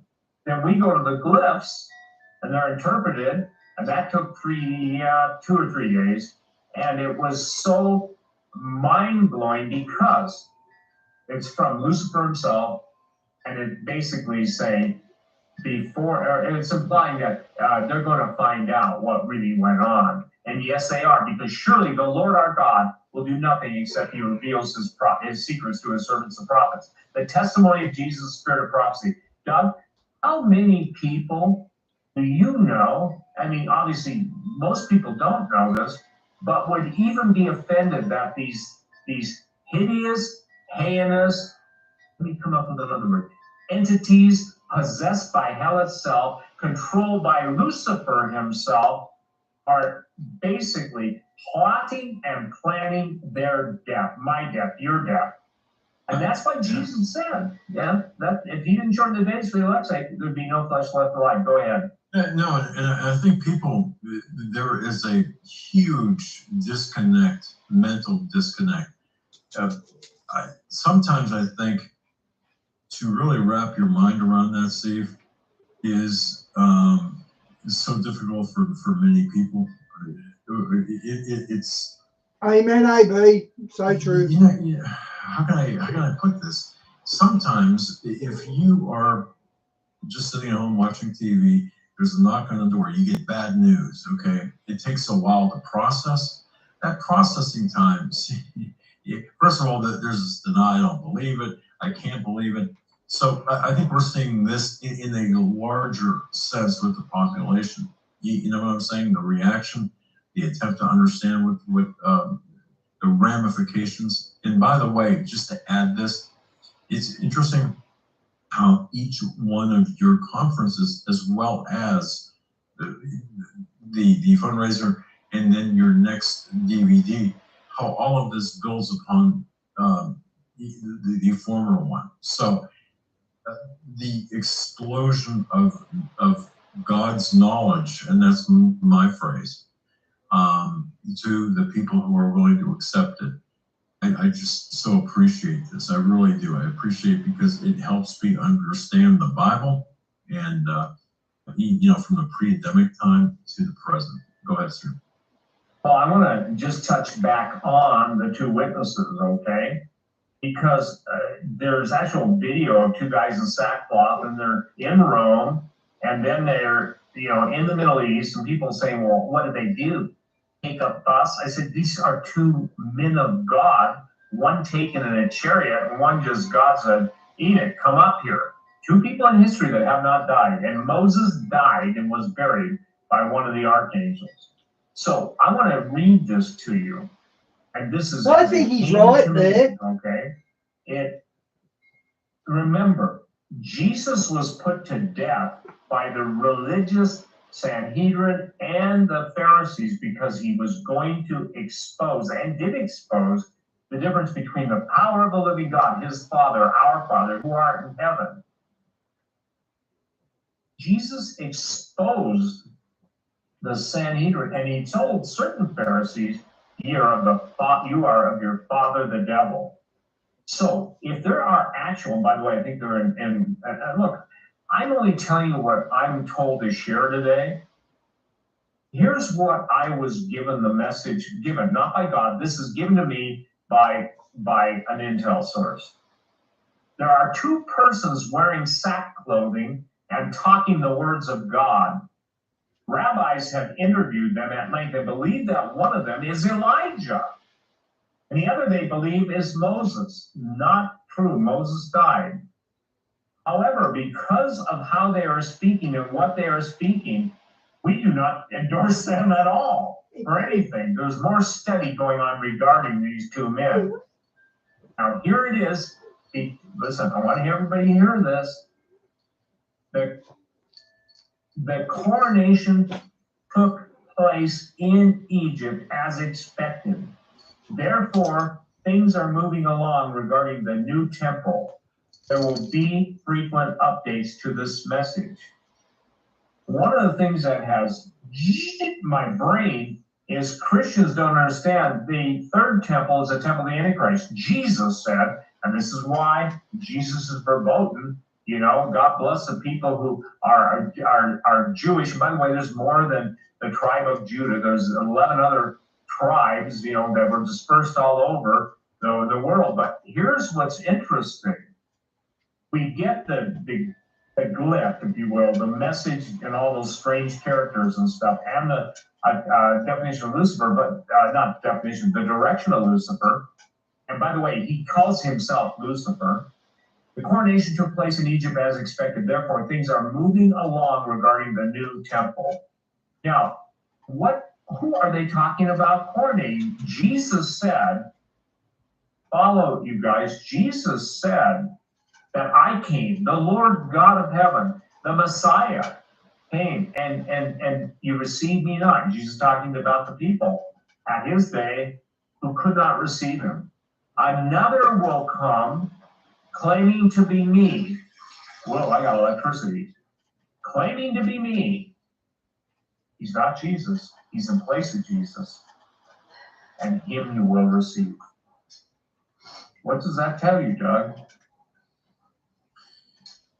I should think of 2 words, but no, beyond that. Me too. The same 2 words, I believe. Yes. Okay. Now we are talking about the biblical Antichrist here, are we not? Yes, sir. All right. And because we only have about 5 minutes left, the application of criminal profiling to this, in my particular view, this person, I'm just going to toss this out there. Maybe this is not the right time, but you would have to have some sort of questionable lineage, okay, this person, this candidate, questionable gender, questionable race, and also some, at least again in my view, some connection to a historical pharaoh-like figure. Okay, that's kind of where my mind is going. Well, if you would apply that. And you're exactly correct. And I want people to understand that. Oh, that song, my favorite song from when I was 80s or whatever, Everybody Wants to Rule the World. You know, I forget, Tears for Fears or whoever it was. Yeah, you're right. Yeah, and so, but the deal is and Doug, in closing, I want people to understand three things. The Antichrist was crowned the full knowledge of those specific, not all rabbis know this stuff, but the specific ones that do understand that the two witnesses are here now. And that's what I want people to understand, because just heard it. There are two persons walking, and they're sitting down and they're talking about the kingdom of God. They're telling the rabbis what the truth is, but the rabbis say, well, of course we don't accept that at all. The temple being built, the third temple, is the temple of Antichrist. Yep. And that's what Christians are clapping and donating for. It's not, you're the temple, I'm the temple, we're the temple, at least before we get genetically, altered. So in closing, Doug, I want people to understand it is later than we think. Prophetically, take everything I said today to the Lord in prayer, and how dare those devils mock the God of heaven, who with his finger wrote the 10 Commandments, and then go and make it all humanistic. Romans chapter 1 poster people, and accept that they repent. They've already sealed their fate, the majority of them. And ladies and gentlemen, that is the lateness of the hour. Take it to the Lord in prayer. Go ahead, sir. Well, I'll tell you what, Steve, you really delivered a lot. What do the rabbis, Donald Trump, and the Third Temple have in common?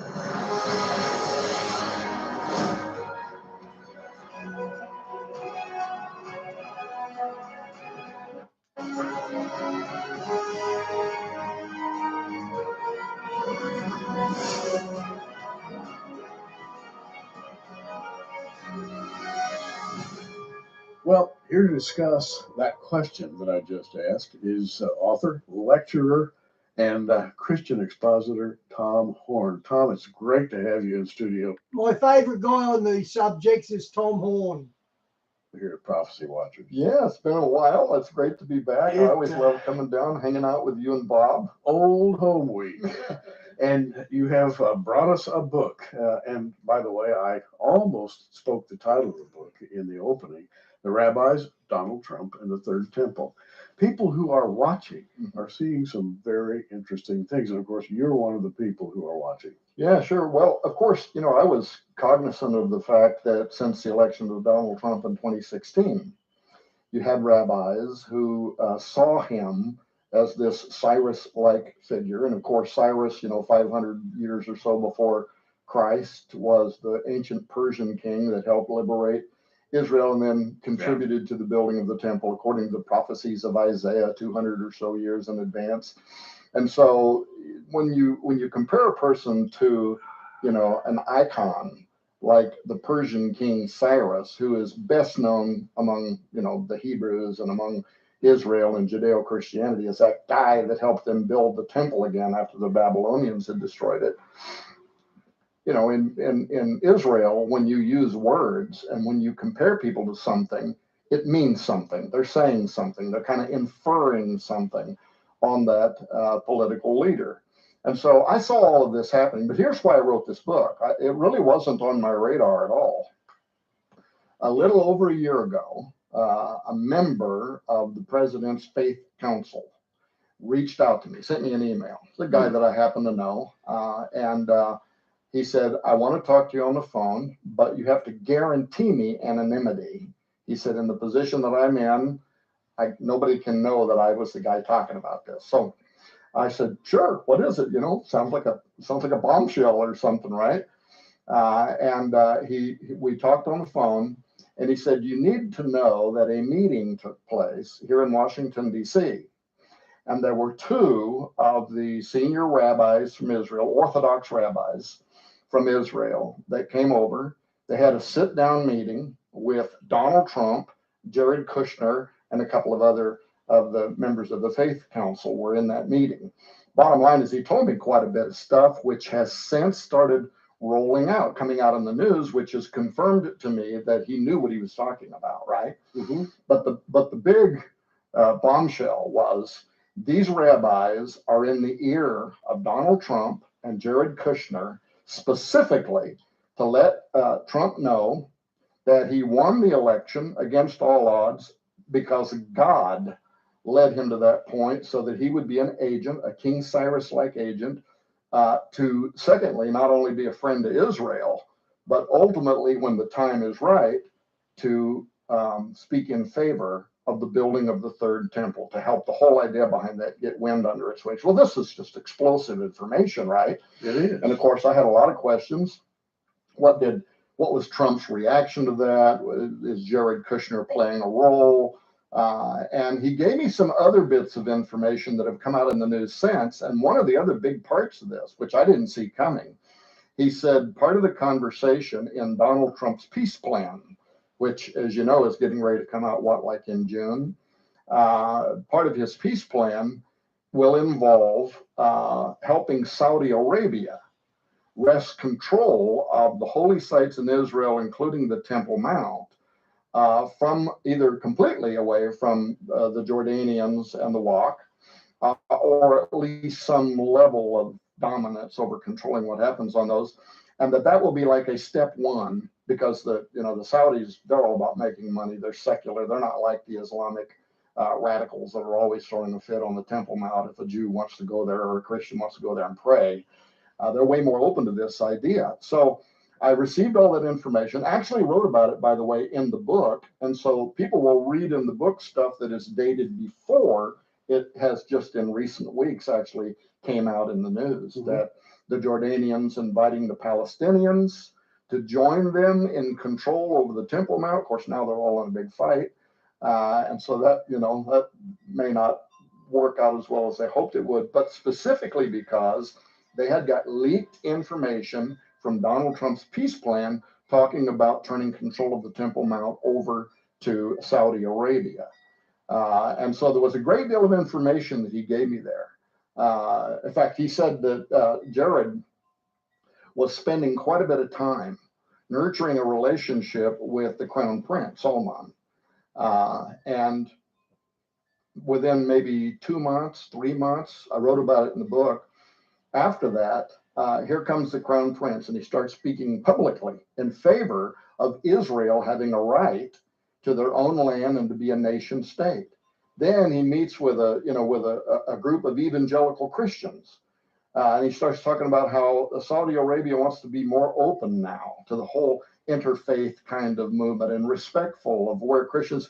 So some of the stuff he had told me privately starts rolling out in the news, and I'm like, okay, this guy was really giving me the skinny on what was happening here. Of course, in the book, where I really take off is I use that as a jumping off point to talk about the building of the third temple. And will it happen? Who's pushing for it, and so on. Christians have been talking about the third temple ever since I've been studying Christianity. I mean, going back to 1948. And then in particular, 1967, 68. Might be, Lashna. He might be a drunk. You had the war, and you had the Israeli troops standing on the Temple Mount and declaring, "This is the day. We have taken it back." And of course, they didn't, and they deemed it not to be the time, and it probably wasn't. God's timing is everything, but that started Christians talking about what must soon happen, and they would go back to Daniel chapter 9 and the days of prophecy leading up to the building of the third temple. And guess who builds it? The Antichrist. And so Christians have watched this, and there's been some division on how they interpret Daniel and what's really going to happen there. But you, I think, in your book, have got your finger on what is actually happening now. In other words, the reality of the situation. Well, I had great trainers, of course, all the way through the time when I was a pastor, and then friends like you and Terry James and other people who are really more experts kind of on these end time events, even more so than I am. But you said something a moment ago that is interesting. You mentioned the 6-Day War, 1967. Of course, they pushed the Arabs back and threatened to actually invade, right, their own country. But what rang out among the Israeli soldiers was the Temple Mount is in our hands. That's that famous line, right? Right. And Yeah. did you notice recently, after Donald Trump announced that the American position is that Jerusalem is the eternal capital of Israel. That's very important that he made that statement. And then he ordered that our embassy be moved there. Mhm. And right thereafter, Netanyahu got up and he too, not just the rabbis, he referred to Donald Trump as fulfilling prophecy and playing a prophetic role. And during that great speech, he said, Donald Trump has recognized Jerusalem, blah, blah, blah. And he said, the Temple Mount is in our hands. Now, he said that in that famous statement. You can watch it on YouTube. That was definitely sending a signal It was. that he too is aware of this movement towards the construction of a third temple. In fact, I've been told that privately, and I'll bet research would show this to be true, that Netanyahu's actually privately been funding some of the push through the rabbis around this conversation of building a third temple. But he certainly extended a commentary there that resonates with all Orthodox Jews about the Temple Mount. Now, I want to say something at this point.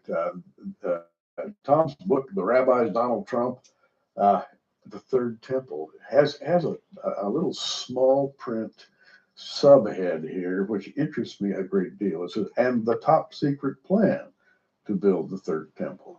And that's what the book's all about, really. The top secret plan. Everybody loves a mystery. They love a secret. Right. They love to dig in, get behind the story. And you've done that here. Yeah, the first few chapters in this book really sets that up. You know, when you say the top secret plan, what are you talking about? Who are the players? Who are the people that are working behind the scenes? And we do name some names in there. Now, you know, people watching this program, some might say, well, why would we connect the arrival of Antichrist? You said a moment ago the third temple will be built by the Antichrist. Whether it's built by him, promoted by him, or he's simply the guy that comes along around the same time that it's built and defiles it, it is part of prophecy. Daniel chapter 9, which you mentioned, talks about the abomination of desolation. Right. Jesus in Matthew 24 actually quotes that. And he just brought out the 10 new commandments and he tried to give them on Mount Sinai. He's got to be the false prophet. You can't get any more false than inventing 10 brand new commandments. Daniel, and he says, when you see the abomination of desolation It's spoken of blasphemy. by the prophet Daniel standing in the holy place. Well, the holy place, that's key language to the Jews. There was only one holy place. That's that was true. the temple, right? And then, of course, Apostle Paul to the church in Thessalonica says that the Antichrist will stand in the temple of God, showing himself that he is God. So Yeah. there's only one way that could happen. Okay, that Yanuka that's showing up in Israel now, I'm pretty sure the Antichrist is a Syrian. So I don't know who this Yanuka is then, if he's a Messiah. Is their Messiah our Antichrist? Because I don't think he's a Syrian. He might be. Have to have the building of a third temple. And what's fascinating about the Antichrist standing up and declaring that he is God, if you look at the Greek language of that Paul wrote to the Thessalonican church, it says he shall stand up in the holiest of holies and declare that he is God. The Greek word is naos, which doesn't mean just the temple itself. It means the holy place. And so there's something going on here that is really deep and dark, and you're kind of probing to try to. No, I don't think he is either, Han. I don't think he's the Antichrist, but he's something certainly interesting because you see the reverence for him. They've gone nuts over him. Find out the story behind the story. Yeah, you know, it's interesting, and I'm glad you said that because you got me to thinking something I had never thought about before. When it says that, you know, the abomination that maketh desolate, I mean, there's something there, Right. that means he has defiled this holy place. And of course, the Holy of Holies, this was the place that only the high priest could enter into, right? Rope tied around his leg with little bells on it in case he offends God and God kills him and they have to drag him out with a rope, right? Right. So this was a place to be entered into only with the most deepest level of religious respect. So if the Antichrist literally enters into the Holy of Holies, he is literally defiling God, right? Yeah. He is defiling God. Defiling God, but this leads us into several questions which are fascinating. For example, where is the holy place? Nobody even knows for sure right now. The big discussion going on with the people who want to build the temple in Israel is some of us think we know where the temple is actually situated. Right. We're keeping very quiet about it. We don't want to start a political firestorm. Other people say, well, we're not really sure. We have to get in there and do some measuring and some surveying to actually put the holy place where the holy place was. And all of this is politically very delicate because you have the wonderful Dome of the Rock standing there. And people are whispering and saying, that's where it was. Right. That's where it was. Right. Well, you can't say that too loud. Right. Well, I know, our mutual friend, Dr. Randall Price, Yeah. some of the leading experts in Israel, among the Hebrew scholars, the historians, have said, that very same thing, that it appears that the Holy of Holies is directly beneath the Dome of the Rock. There's also been excavations underneath the Temple Mount. And some rabbis, whether this is true or not, I don't know, have hinted that that is also where the Ark of the Covenant, the ancient Ark of the Covenant, is there. Some of them have said that, I said recently, the one thing that would truly compel the building of the third temple would be the discovery or the disclosure, if it's already been discovered, of the Ark of the Covenant. If it was presented, I think it'd put pressure on the whole world. And I think you'd have, again, interfaith, all the Abrahamic faiths, even among the Muslim scholars, you would have people pushing for the building of a third temple. Why? Because nobody's going to tolerate the Ark of the Covenant being placed in a museum for gawkers to walk by and look at, right? It's just not going to happen unless you want boils and blains to break out on your skin, right? All your Dagon gods to start falling over. It's just not going to happen.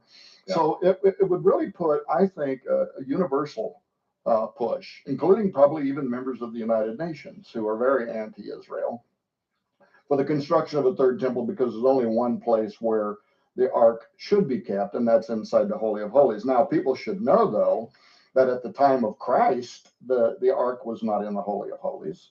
As far as I know, it was lost to history at that time. So you don't have to have the Ark to build the third temple. Right. But I think a great discovery of some of those lost treasures that Jeremiah buried, right, somewhere. Yeah. Everybody's looking. And we've heard from 2 or 3 sources, just to add a little interest to the conversation, that the Jerusalem Temple Institute, the Sanhedrin, say at this point now that they know where the Ark is. Right. And it's just a matter of waiting for the right time to pull it out, which is fascinating. And what they're extending is the time is now because of Donald Trump. That if Donald Trump, again, this private meeting in Washington, D.C., Donald Trump was told, and by the way, I think one of the people that was there was a member of the Sanhedrin, and I'll tell you why I think that in a moment, because I was told almost verbatim that what this one Orthodox rabbi said was that Donald Trump had initiated a prophetic process, and that when the time was right, it would lead to the building of the third temple. And furthermore, they told Donald Trump, you were only elected because you have this opportunity to do the things like Cyrus did. Right. And but the success of your presidency and 2020 will depend on whether you will speak in favor of the construction of the third temple. So they were putting a lot of pressure on him. Now, I believe, it's just a theory, I'm not sure if they presented this coin to Donald Trump in that meeting, but this coin was out around the time of that meeting. And it's, it's sanctioned by the Sanhedrin. It shows Donald Trump and ancient Cyrus on the front, but then on the back of it, it shows the third temple. And so the message is very clear, right? Of what they expect from Donald Trump. Then, some months later, they issued a second coin, a gold one, which basically has all the same imagery. It's got the third temple on it. On the front, it's got Donald Trump and Cyrus. It's also got the golden menorah and so some of the other temple things there. But when they put that one out, look what they wrote And this was what the Sanhedrin included in the official brochure, right, that comes with the coin. And this is just one part of it, but I'll read just a short excerpt. President Trump is advancing a prophetic process that will usher in, when the time comes, the rebuilding of the third temple. It is as if he is following in the footsteps of King Cyrus, who pronounced after 70 years, 70 also being very important and related to where we're at in history right now, that Hashem, that is God, the Lord of the world, charged me to build him a house in Jerusalem. Mm-hmm. So the many of these rabbis are not even hiding now what it is that they expect Donald Trump to do. And of course, I know some of these rabbis. I've spoke to some of them on the phone. I've corresponded with some of them, and they don't intend on letting up. But most of this right now is behind the scene because of political pressures. Donald Trump wants to get out his, Middle East peace plan of the century. There's things that they want to do first, and what they don't want to do is get a bunch of Islamic radicals or whatever trying to burn down Jerusalem, because they're going to inflame. Yeah, I don't think it's Donald Trump. There's no way Trump would have got Roe versus Wade overthrown if he was, there's no way he would have done that. The language and say these guys are coming, they're going to destroy the Dome of the Rock, they're going to defile, the Al-Aqsa Mosque. So they don't want that stuff getting out ahead of the diplomacy that certainly will be needed to try to push forward this peace plan. We've learned in just recent days that it will not include a Palestinian state, if that turns out to be true. Things happen in cycles, and you have a chapter in your book that talks about the sort of rotational cycle of decades, and we go back to 1897 to 1917, 1947, 1967, and all of these dates of sevens, Yes. And you spent a lot of time talking about that. We've arrived at a moment in history. Yeah. It seems to be validated by the date. Yeah. So again, what are the mystical Jews saying? They're saying that the first day of Donald Trump's in office, following the inauguration, he turned 70 years and 7 months and 7 days old. 777. This in the Hebrew calendar year 5777.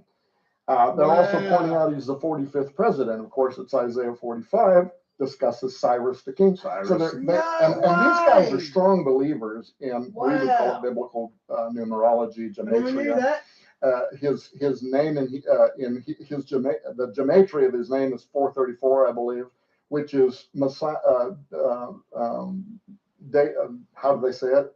Anyway, Messiah of the house of David. Yeah, Moshiach ben David. Right. Yeah. And so now they're very clear to say, this does not mean that we believe that Donald Trump is the Messiah, but rather the way they explain it is he's like a forerunner. Think of him as almost kind of like a John the Baptist, right? That is paving the way, and that when the time is right, it will lead to the coming of Messiah. Now, are we naming dates here? No, not at all. We are, in fact, striving not to place dates and facts and figures, except to say that there are trends, noticeable trends. And the fact is that behind the scenes now, for decades, the Sanhedrin, the Temple Institute, and other aligned groups, the Temple Priesthood movement, so forth, so on, have been working feverishly and developing plans. They have the plans all ready to go, right. But they've maintained a low key until the Trump administration, which is just fascinating to me. No matter what you say, and we're not sitting here saying that Donald Trump will do this, or this. We're not actually trying to do predictive prophecy here. We're just observing what's happening. We are. And again, since I wrote the book, these rabbis have become very, public. Yes. They're saying this stuff themselves. So whether a person would have believed it when they first read my book until today, things are changing very rapidly. And I do happen to believe that there is something to the number 70. We are in the 70th anniversary of the rebirth of the nation of Israel. Some people, read out of Psalms that a generation is 70 years, and so they see that connection too. Again, you go back, Cyrus the king, this was Israel under bondage to the Babylonians for 70 years until they are set free. You have Daniel the prophet in his 70 weeks, right? Right. Jesus prophesies that the second temple Yep. is going to be destroyed, and it's destroyed in 70 AD. So the stuff that is connected to Israel and to the Temple Mount in particular, somehow in the mind of God, this numerology does mean something. And of course, we know that even when the temple was built, it was very specific about length and width and, how each thing had to be laid out and built. And then some people see that in the book of Revelation, when John is ordered to measure the temple, that's actually also a reference to this end time great tribulation period, also including a third temple. Well, now I should say something, Gary.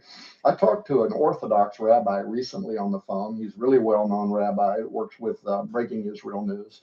And I explained it to him that when we talk about the connection between the Antichrist and the construction of the third temple, I can tell you where I'm coming from. I am not implying evil intentions on the part of the Sanhedrin. I'm not saying that they know that this is going to result in the Antichrist and that's what they're working toward. My traditional, upbringing, college studies, all that was that they will simply be deceived. They will believe that this is a man who's everything that he says he's going to be. People need to understand that the Jews don't think of the Messiah the same way we do. Yep. Jesus is our model of what Right. the Messiah is. My kingdom is not of this earth and all that. The Jewish Messiah's kingdom is very much of this earth. They see him as a political figure, maybe a guy that will fight great wars. It comes from the Old Testament idea of the anointed one, a king who is anointed by the priesthood to represent the nation state. So, Yeah, and as you talk, Okay, so it's not the Antichrist then, this Yanuka guy. of course, we all think of Ezekiel's war, Ezekiel 38, Gog of the land of Magog. I think we've all read that 1,000 times. As you approach the end of the Old Testament, you have Zechariah, and then finally Malachi, who talks about the coming of Moses and Elijah. Right. We're all thinking about these things, but this famous verse in Zechariah 12, the burden of the word of the Lord. Behold, I will make Jerusalem a cup of trembling unto all people round about, when they shall be in siege, both against Judah and against Jerusalem. And in that day I will make Jerusalem a burdensome stone. In other words, this prophecy talks about a refocusing of global energy on the city of Jerusalem. Mm-hmm. I think we're seeing that right now. Well, I do too. In fact, you might have noticed I don't know what I said now, AB. I forgot. Sorry. that Pope Francis, and by the way, we can talk about this because I think the Vatican and the Washington, D.C. Oh, that's right. I said their Messiah. It's not the Antichrist. And these guys are saying they're going to have a religious leader that might start, fight wars and that for him. But he didn't call him the Antichrist. So this Yanuka guy is biblically sound. They're expecting it. also have a different kind of a role they're going to play in the coming of the third temple. But Pope Francis recently met with the Moroccan king, Mohammed VI, and they signed a proclamation around Jerusalem, right? Saying that Jerusalem is a city not just for Jews, but it is a city that is open to all Abrahamic faiths, including the Muslims, as well as the Christians. Of course, I did notice when they signed that proclamation, they only refer to Jerusalem by its Muslim name and by its English name. They refuse to refer to it as Jerusalem, the Hebrew name of that holy city. Indeed, they have pseudonyms for the city and the Temple Mount, Right. Which neither of which have much to do with the Bible. Right. That's another story. Tom Horn is and has been for years, and I don't know how far back it goes, but you have a talent, I think a God-given talent for digging in and getting the story behind the story, particularly when it comes to Bible prophecy. And you are to be congratulated and praised for doing that. I want to turn to another of your books. This one is called The Saboteurs. Mm-hmm. And it talks about war. It talks about plots and plans and things going on. The deep state. The deep state. Let's talk about that for a minute. Why did you write Saboteurs? And what's the nugget? Yeah. The story behind the story. So once again, and by the way, I'm not the Bible scholar that you are. I just try to memorize stuff that guys like you say so that I can sound like I know what I'm talking. He really is. No, I mean, if I'm anything, I'm probably really more of an investigator. And that's what I like to do. I like to get on the trail of something that hasn't been talked about 1,000 times before by other people. So when I got a call from the Faith Council saying, I've got, a bombshell for you, the rabbis are in Donald Trump's ear, that's what compelled me then to follow up in an investigation to write the book, The Rabbis, Donald Trump, and the Top Secret Plan to Build the Third Temple. That's the same thing with Saboteurs. What happened with the Saboteurs was the WikiLeaks, right? And of course, Assange has now been arrested, and we'll see where that's going to go. But in the WikiLeaks, without getting too far off topic here, there were revelations between the people that were working in and around Hillary Clinton, including John Podesta, her campaign manager, that illustrated emails that they're sending back and forth between each other, that illustrated that they were practicing Thelemic occultism right out of the Liber of Aleister Crowley. And some stuff jumped off the page. I don't want to get off track here, but it involved what I think they believed about Hillary Clinton, her birth, going all the way back to the 1950s, and this sex magic rituals that were being, conducted, the Babylon working. Jack Parsons, the founder of the Jet Propulsion Laboratory. Yeah, and let me just speak to that for a minute. Aleister Crowley and Jack Parsons were both absolutely preoccupied in every aspect of their life with black magic, the ancient magic, going all the way back to Egypt. And they tried to incorporate that into the lives of important people then living. Jack Parsons, the head of JPL, Jet Propulsion Laboratories, and you always say to yourself, well, wait a minute, did you say Jet Propulsion Laboratory? Right. The people who helped us go to the moon, Right. Jack Parsons was virtually a high priest. He was. Now, what's happening there? And this, of course, is where Tom comes in. What's happening? Well, and so the people, so we've whetted their appetite a little bit, but the deal that you're offering for a donation to your ministry is going to include them receiving the book Saboteur. So they'll be able to read all of that. Yeah. But I was answering your question, what compels me to continue writing what I've been trying to retire for the past 25 years. It's because something will grab my attention and it will feel like it must be investigated to get to the bottom line, right? And that's what always puts me, and by the way, right now I'm on my next top secret project. You'll know about it, I guess, late this year. Okay, I'm waiting. Well, let's go back. You've got some chapters in here. One is the deep occultism of the deep state. But I want to ask about chapter 5. And you say, have we entered the fourth turning? What's the fourth turning? The fourth turning is a theory of how empires rise and collapse. There were people around Donald Trump during his election that ascribed to this idea of the fourth turning, that we are now entering into the fourth turning. The fourth turning, in a nutshell, is, dreamers are at the beginning of every great culture. Right. They are the artists. They are the artisans. They are the people that imagine what a great culture could become. Then the generation follows them, the second turning. They're the ones that actually put their shoulder to the plow and start building the industrial revolution, right? They're the ones that build the great culture. The third turning are those that kind of just live off the fat of the calf. Everything that was built before them, they enjoy it. Maybe think of it a lot the way we are in America right now today, living off what the great generation built, the strength of capitalism versus now we're all talking about socialism and everybody wants everything free. Sure. By the way, which I also think is tied to the third temple and the coming of Antichrist, socialism. But then the fourth turning is when society collapses. This is the fall of Rome.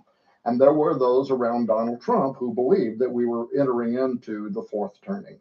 Now, when you mentioned, and by the way, that was just a little nugget that slipped by, but it didn't escape my attention. You talked about the fourth turning, the Antichrist, and socialism, all in the same lump. We are hearing a lot about socialism today as a new ideal, and we never thought we would hear about that seriously again, but here it comes. Yeah.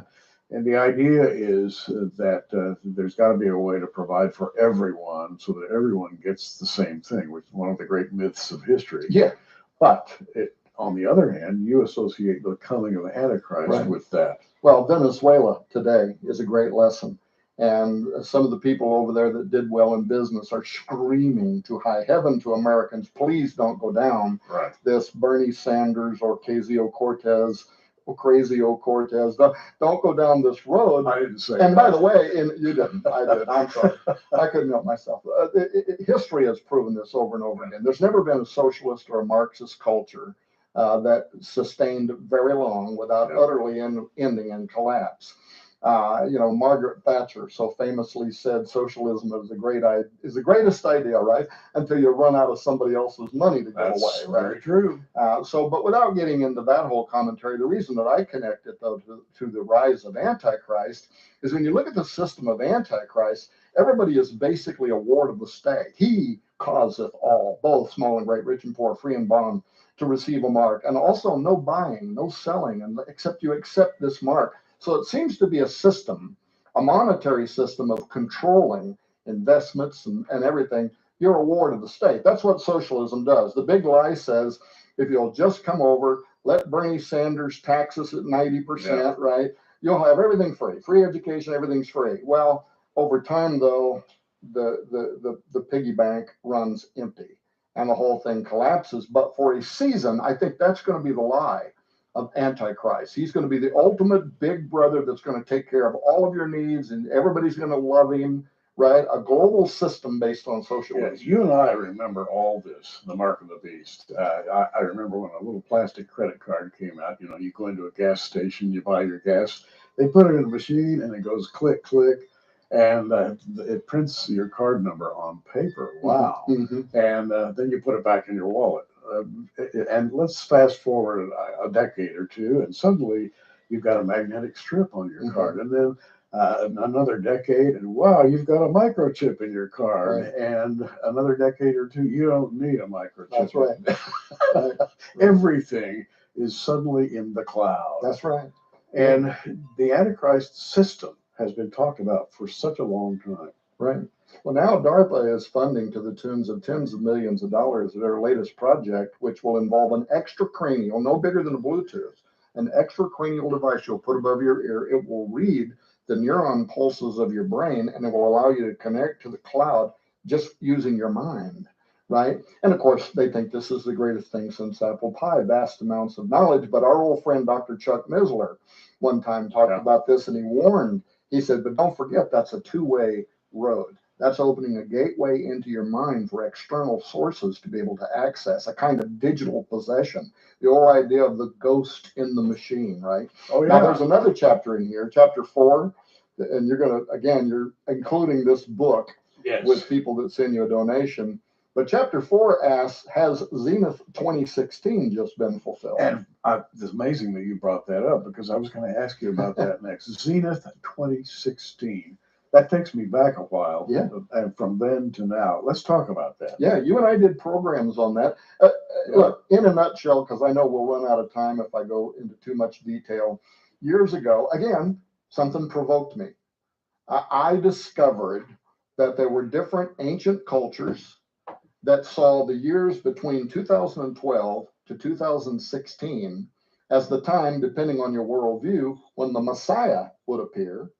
Even the Mayans, when two great witnesses would appear on earth, sound like right out of the book of Revelation. Oh, yeah.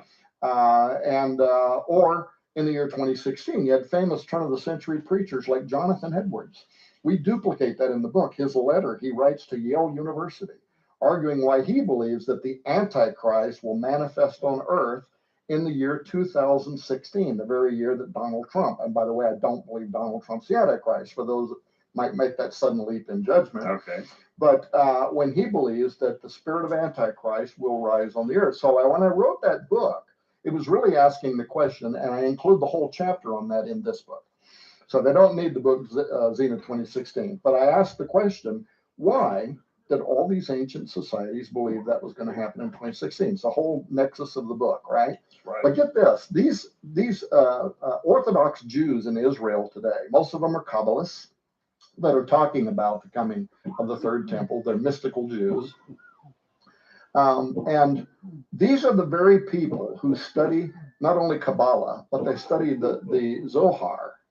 Now, the Zohar, mystical commentary, written over 700 years ago in primeval Aramaic, right? Sure. But there is a section, and by Orthodox Jews, there's a section in there called the Ve'era section that has a subsection called Signs Heralding Mashiach, or the Coming of the Messiah. And it is in that section of the Zohar from 700 years ago that they predict that the Messiah ben David, will appear on the earth following the year 2012, between 2012 and 13 to 2016. Now, sure enough, the same people that today are saying that God raised up Donald Trump to be a Cyrus-like figure who is ultimately going to help them build the third temple, they're the very ones following 2012, 13, 57, 76 is the way their calendar would work, that said the Messiah is here.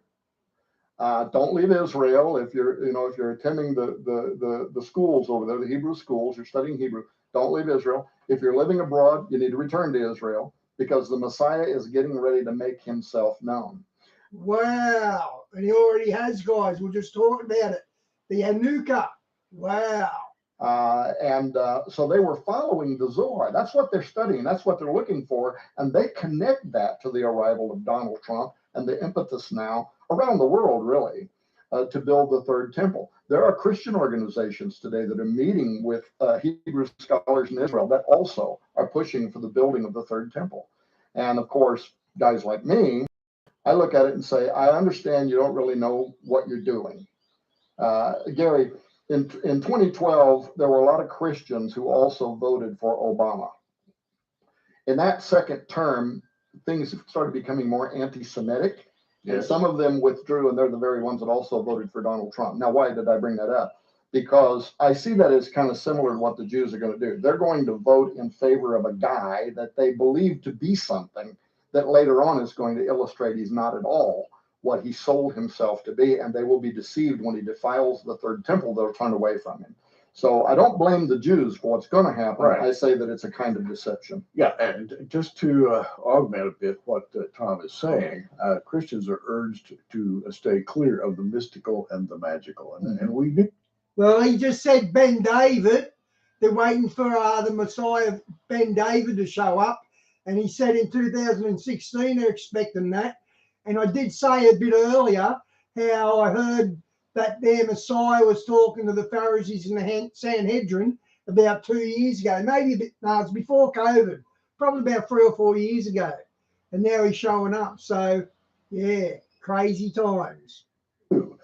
But other people do not stay clear of those things. And we talked about Jack Parsons and Aleister Crowley and others. And on the Jewish side, there is a Jewish mysticism. And it is really, really enlightening to watch what these other people are doing and thinking. I think you're probably at the lead edge of the pack for watching those developments. And you started back in 2012, and I remember very well what you wrote about 2012 and years to come. Right. And sure enough, we had an election in 2016, Right. that may prove that old Jonathan Edwards was right, because if indeed the third temple is built, it is going to lead to the arrival of Antichrist, who would have to be on earth now and old enough that perhaps he's presenting himself as this messianic figure. Now, by the way, there's no Bingo. So it's definitely their Messiah. Wow. award-winning rabbi that just a couple weeks ago, Levi Sudri, he recognized Netanyahu and said Netanyahu is the reincarnation of Jonathan. I don't know who he is. He's their Messiah. I think they call him Ben David because they make out he's from the line of David. I'm not really sure, though. The son of King Saul, but more importantly, he says he is what do they call it? Messiah ben Yosef. Messiah ben Yosef who's the first Messiah. He's the practical guy, right? He's the guy that comes and does the political stuff and Does the prep sets work. everything. He's the John the Baptist-like figure. Right. And that he is paving the way for arrival of Messiah ben David, who then is going to restore the Davidic kingdom. But again, who many... So this Yanuka is Ben Joseph, and he's paving the way for Ben David, the Antichrist. Now that makes sense. Dispensationalist Christians who, you know, much of the people from my camp and a lot of your viewers look at that and they say, oh my goodness, this guy is literally forecasting the arrival of who we would call Antichrist imminently. And do they know somebody? Are they talking? Why are they saying he's already here? And we know this, and he's getting ready to present himself. Unless they're just making it up, and I don't think that's happening. They're literally dialoguing about a particular character. We have barely had time to scratch the surface on the rabbis, Donald Trump, and the top secret plan to build the third temple. If you've ever read any of Tom Horn's books, you know they are absolutely packed with factual information that is documentary in nature. He's not just out there writing something that he would like to see happen. He actually documents everything that is spoken of in the book. What I wanted to do at this point is let you hold forth a bit on three other books that you have recently written. One of them is called Unearthing the Lost World of the Cloud Eaters. What an amazing title that is. How about Saboteurs with the eye up here, and on we keep this foundation of a new world order, announcing that, and then the milieu with a transhumanist sort of figure on the front cover. What's driving you these days? What's making you write these books that you're writing? Yeah, well, you know, I've never worked so hard my whole life, Gary, to retire. I keep telling my kids and everybody around me, you have all this stuff over, but it seems like I'll barely get to the end of something, and then like last year, this phone call, right? And it produces fruit, and it bears out that I'm being told the truth about something that at that moment, the world really doesn't know is happening. Very few people know is happening. Wow. You mentioned the milieu, right? Just basically French for a community. Right. Why did I have to write that book? Because a professor of science, history and theology, religion, at the Oxford University, identified me, Tom Horn, as what he called Horn's milieu, as the leader of the transhuman resistance. And by the way, you were listed in there too, right? Well, you know, I'm happy to be listed there because I am in the transhumanist resistance. Yeah. I think it's a horrible idea. Right. And so do you. And so we had to react to, why are we being listed and what is our concerns and what are our issues? And only part of it is that we do see that the transhumanist movement could be prophetic.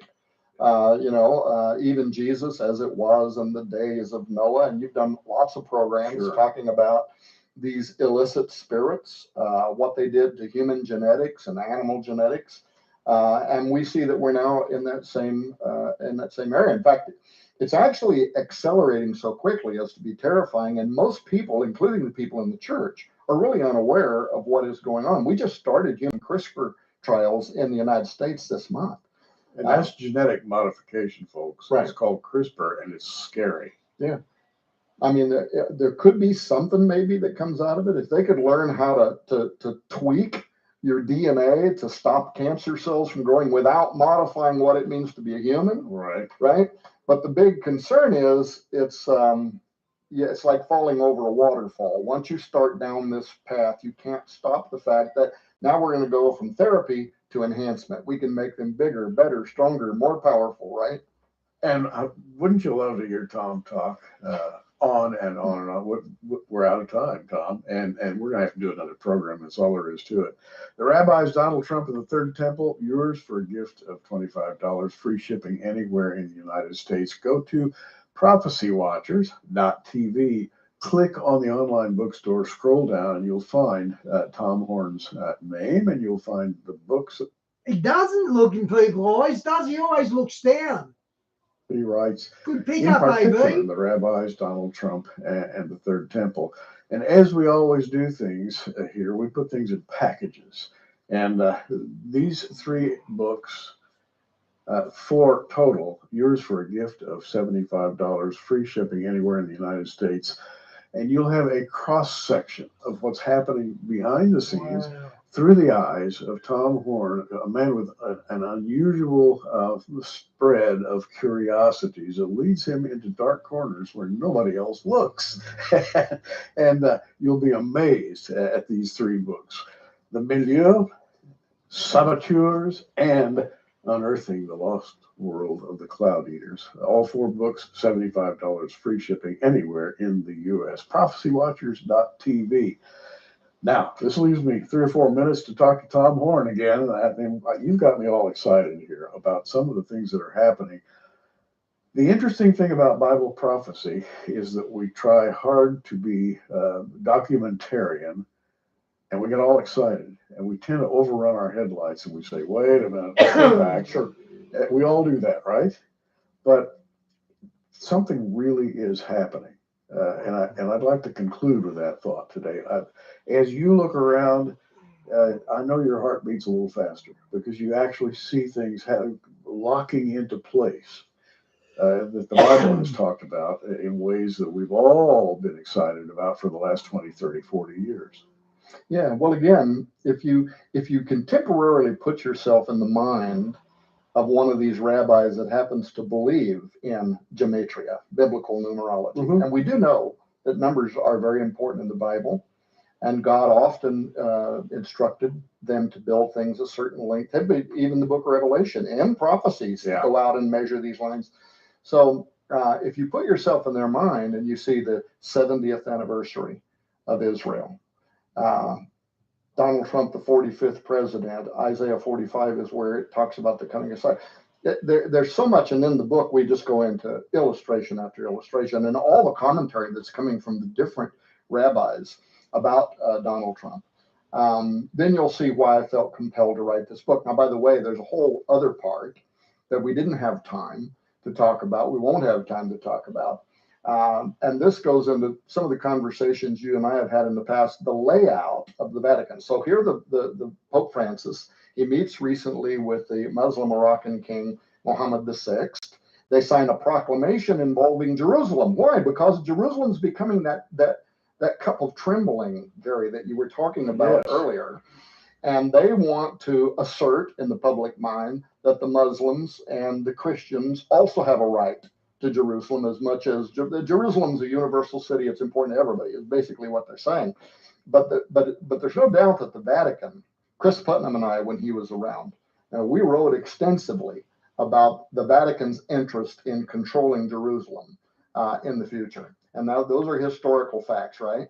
Well, and it goes all the way back to Abraham and Isaac, and that mountain where God told Abraham to go and to slay his son as a sacrifice. And you and I know where that mountain is. Right. Downtown Jerusalem. Right. That's exactly right. Mount Zion, from which Jesus Christ will rule over the earth for 1,000-year millennial reign, right? Right. Is that little tiny contested piece of property that everybody fears is going to lead to World War IV or III, right? If an effort is made to build a third temple. The book goes into different ways the third temple could be built, how you could get around all of these different objectives. It also ties Washington, D.C., the layout of Washington, D.C., as well as the layout of the Vatican City, all to the arrival of Antichrist, right? The prophecies are actually there. Inside the Sistine Chapel, the Cumae Sibyl prophesying the second coming of Apollo. You and I have done shows on it before. This is the spirit of Antichrist. Down to our last 15 seconds, and he begins again. That's the way it is with Tom Horn. Hey, the package is called The Last Trump. Okay, guys, I'll show this Yanuka, and then I'll get going. I've got things to do.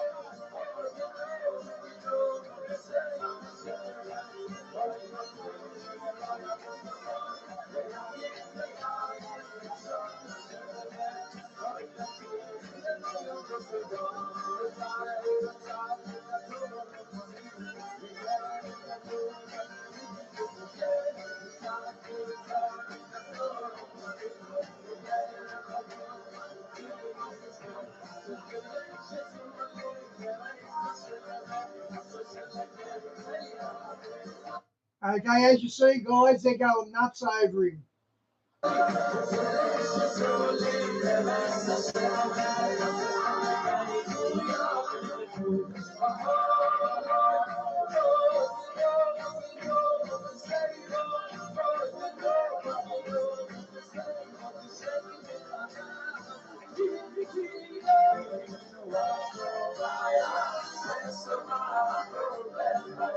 Okay, guys, I can't stand that sort of singing. See you tomorrow, guys. Thanks for joining.